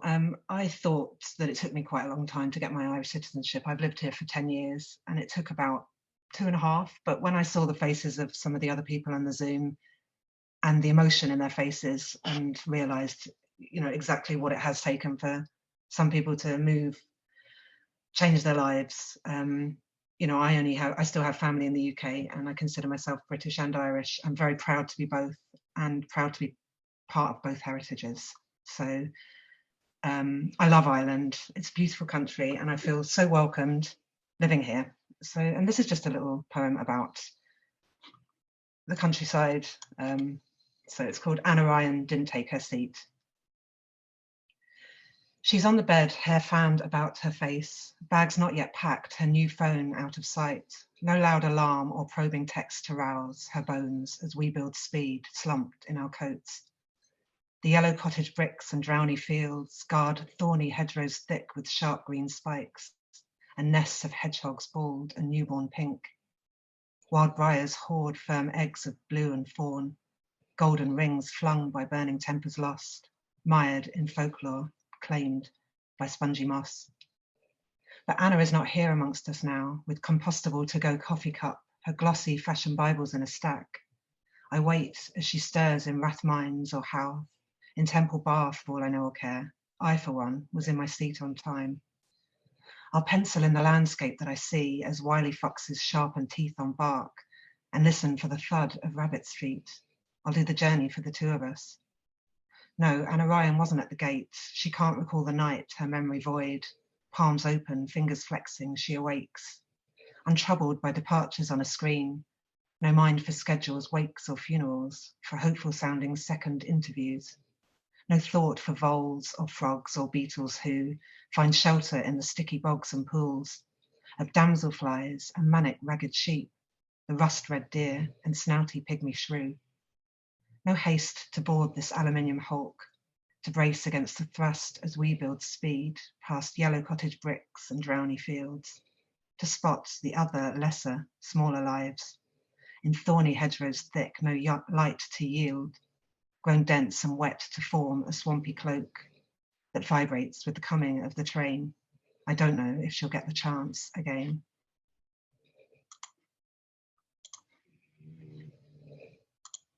Okay, that's it. Lucy Holme, everybody. Thanks very much. Wow. That was well worth the wait. The next guest is a writer who is responsible for me writing over 300 poems since COVID hit our shores, keeping myself and so many others constantly creative, thanks to her residency at Poetry Ireland and her weekly poetry prompts on Twitter. She was the inaugural poet in residence at Poetry Ireland, a term which is coming to an end at the end of this month, which is devastating news to us because she has really been a brilliant voice for poets. Not only is she a poet, but she is also an award-winning children's author and singer-songwriter. Her 7th and 8th poetry collections will be out in 2022. With a PhD from the Middlesex University on creative writing and ballads, this is the inspirational Catherine Ann Cullen. Thank you, Damien. I'm not sure I can really live up to that wonderful introduction. It's really gorgeous to be here and hear all the beautiful poetry tonight. Thank you, everybody, for sharing your work. And Damien and I would love to take the credit for your 300 poems, but I think I'm not sure I really can, but you know, I'll do my best for the future to take credit for them. It's lovely to be here, and thank you for sharing your hearts and your poems, everyone. It's just really, really been a beautiful event, and Damien is an incredible man of just amazing energy. I don't know where you get your energy from, Damien, but thank you for organizing this, and you did a wonderful job. I'll try and share my screen. One of the things I've been doing as poet in residence at Poetry Ireland is writing poems based in the local area of the North Inner City in Dublin, the northeast inner city actually, and one of the areas around us is the Monto area, which is the old red light district of Dublin. In fact, at one stage, the biggest red light district in Europe. And so this is a poem about an artifact in the North Inner City Folklore Museum, which is a little collection of artifacts. And this one is a cross, which was made by for a prostitute there. And so this is the story. Monto Cross. As she lay dying in the joiner's tenement, the priest disdained to bless her. For Margaret Carroll had once hit a man with a poker when he wouldn't cough up. You could makeshift a cross from twigs and string, but the joiner trawled the dockyard for 2 scantlings of wood, chiseled from each a rebate, so they sat snug together.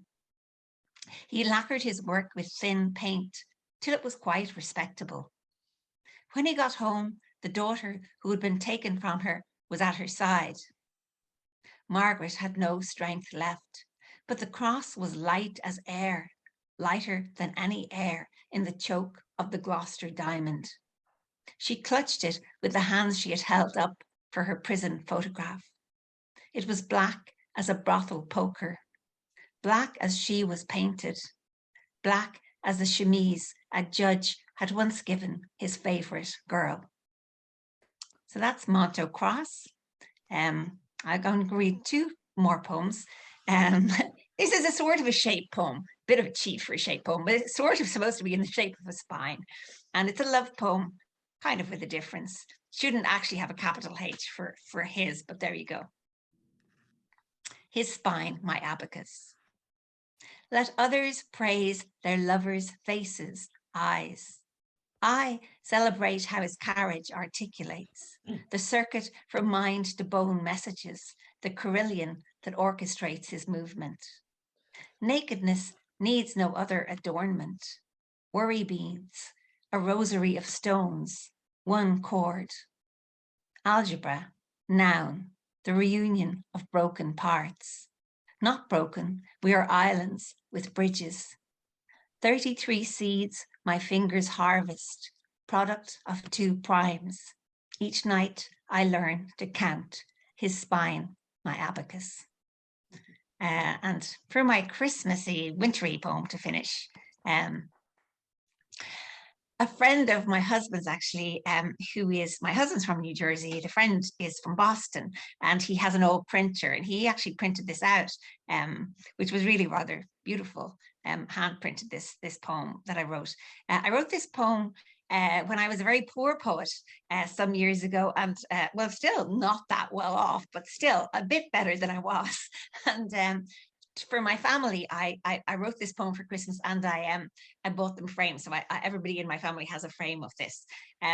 So it's just a 6-line poem. It's a very short little sestet, and it's about the winter solstice, which is coming up, and the beautiful effect of it in the passage grave at Newgrange, where the sun comes in every year on the 21st of December, because of the it's a solar alignment. So the sun comes in to the chamber. It's really a lovely sight. So this is called Winter Solstice, Passage Grave at Newgrange. The chamber's heart is thrown a line of light once in the year. Out of the darkest days, astronomy, arithmetic, affect this bright miracle, turning cold light to blaze, grey tomb to womb where a new year is kindled. Heart, drink your fill of light, the darkness dwindles. So I just want to say, may your light increase, everybody, and have a lovely season, however you celebrate it. And thank you again, Damien, for the wonderful organisation and all your wonderful work. And thanks to everybody. I enjoyed all your poems. Catherine and Ann Cullen, everybody. Absolutely gorgeous, Catherine. So lovely to hear you. Oh, thank you. It's a wonderful night. Thank you, Sherry. Catherine, and thank you so much. And congratulations on a truly amazing residency at Poetry Ireland. As we're about to toast the new year, I thought we would leave you with a very little treat for 2022. So I have invited fellow Irish poet and my dearest friend, Eilin de Paor, to join us this evening as we have a pamphlet coming out on the 20th of January called In the Jitterfritz of Neon, which will be published by the Hedgehog Poetry Press. This is a conversational pamphlet that we wrote together. It is about nights out while we were very firmly locked in, and we wrote this on Zoom evenings with glasses of wine and getting to know you. So this evening, I am very delighted, before we go, to introduce you to Eilin de Paor. Hello, everyone. So I'll just read one poem that'll be in the pamphlet, and then Damien will do his response poem. Not exactly Christmassy, but it is a bit bejeweled, so I suppose that's Christmassy in itself. 146, or 146, I guess. 146 Essex, Lower East Side. The secret guide to New York brings us to a restaurant, fronted by a pawn shop, a glamorous take on hardware pubs back home, where you can pick up baling twine and drill bits for your Sunday DIY while your pint of Guinness settles. Waiting for our number to come up on the host's impassive clipboard, I catch a glint beneath the counter. Emeralds in black velveteen. A costume paste link necklace, as vivid as any gem, as expensive too. I covet it. All through cocktails and overpriced linguine, crave its weight around my neck, like the snake a pet shop keeper draped across my shoulders once on Capel Street. Tongue flicking, geometric head, the yoke and ballast of her. Leaving for our cab, I ask to see it. Note a turn of irritation in the sales assistant's lip. How many times has he shown this chain to women with holiday eyes after one too many Prosecco's? It's not emerald after all, I see, more a fescue blue, mildewed at the links, uneasy in its viscose nest. Over to you, Damien. Eilin, thank you so much. That's practice for our launch. That is practice indeed. And just like to demonstrate, so this is our book, In the Jitterfritz of Neon, which is coming out on the 20th of January. And pre-orders are now available, and there's a link in the chat. Have you got copies? No, I just printed that out. It's a piece of paper folded. Don't tell anybody.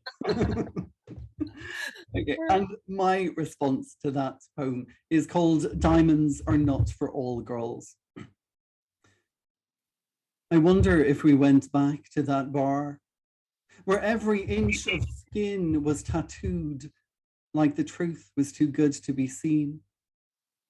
Would we find a part of ourselves still considering cocktails and how long we could continue to mix all that was never meant to be a match? we smoked then, consoling the weight in between the liquids, the black diamonds, to sit outside in the silent rain of cobbles and shiver in skins that didn't feel right, blowing smoke rings that disappeared like our thoughts, like our hold, like that ice. Wishing we could lasso them around each other, to make them stay, to make them say, yes, I love you, je t'aime moi aussi. To make them swallow us whole and spit us out, reborn, reshaped, having found a finer flesh this time around. Sometimes we ordered cocktails we didn't like the taste of, and we'd smile and ask questions to the boys with their tats, who'd take them back, replace them with something better suited to our taste. Sometimes I think we too were cocktails, waiting to be served in correct glasses and to be held in the right hands. Or maybe we were just like the ice, melting in between the heat of a mix never meant to match. Sometimes I wonder if the parts of us still there are the parts we never wanted to keep, like all those cocktails we sent back, now waiting by defined tats for somebody else to order them. Thank you very much. I think the bit of Fritz does me on, everybody. Hey, that's wonderful. Eilin, thank you so much for being with us tonight. Okay, ladies and gentlemen, boys and girls, men and women, non-conformers and non-believers, gender X and gender equals, we have come to the end of this evening's special Christmas celebration, Deck the Storms. I would like to say a huge thank you to all of my guests this evening: Ness, Owen, Lauren, Thomas, Nathanael O'Reilly, Fidel, Hogan, Walsh, Marcelle, Newbold, Ryan, Gibbs, Patricia M. Osborne, Beth, Brooke, Mary, Maxwell, Andy, Breckenridge, Margaret, Royall, Mairead, Carroll, Vic, Pickup, Sue, Burge, Ankh, Spice, Merril D. Smith, Lucy, Holme, Roberts, Catherine Ann Cullen, and Eilin Dupuer. Of course, a huge thank you to you, also the audience, for joining us here tonight and for supporting and cheering on these incredible poets. If you fancy some more festive poetry this week, then check us out on Saturday from 5 p.m. on your preferred podcast platform, which includes Spotify, Apple, Anchor, Google, Breaker, Podbean, Player FM, Overcast, Pocket Cast, Castbox, Public Radio, Podcast Addicts, and iTunes, where I will be hosting our annual Christmas edition of Eat the Storms, the Poetry Podcast, where I will be joined by more fantastic guests. In the meantime, stay safe, stay well, stay happy. Have a wonderful and brilliant Christmas. May 2022 be bigger, brighter, and better. And until then, from all of us to all of you, stay bloody poetic.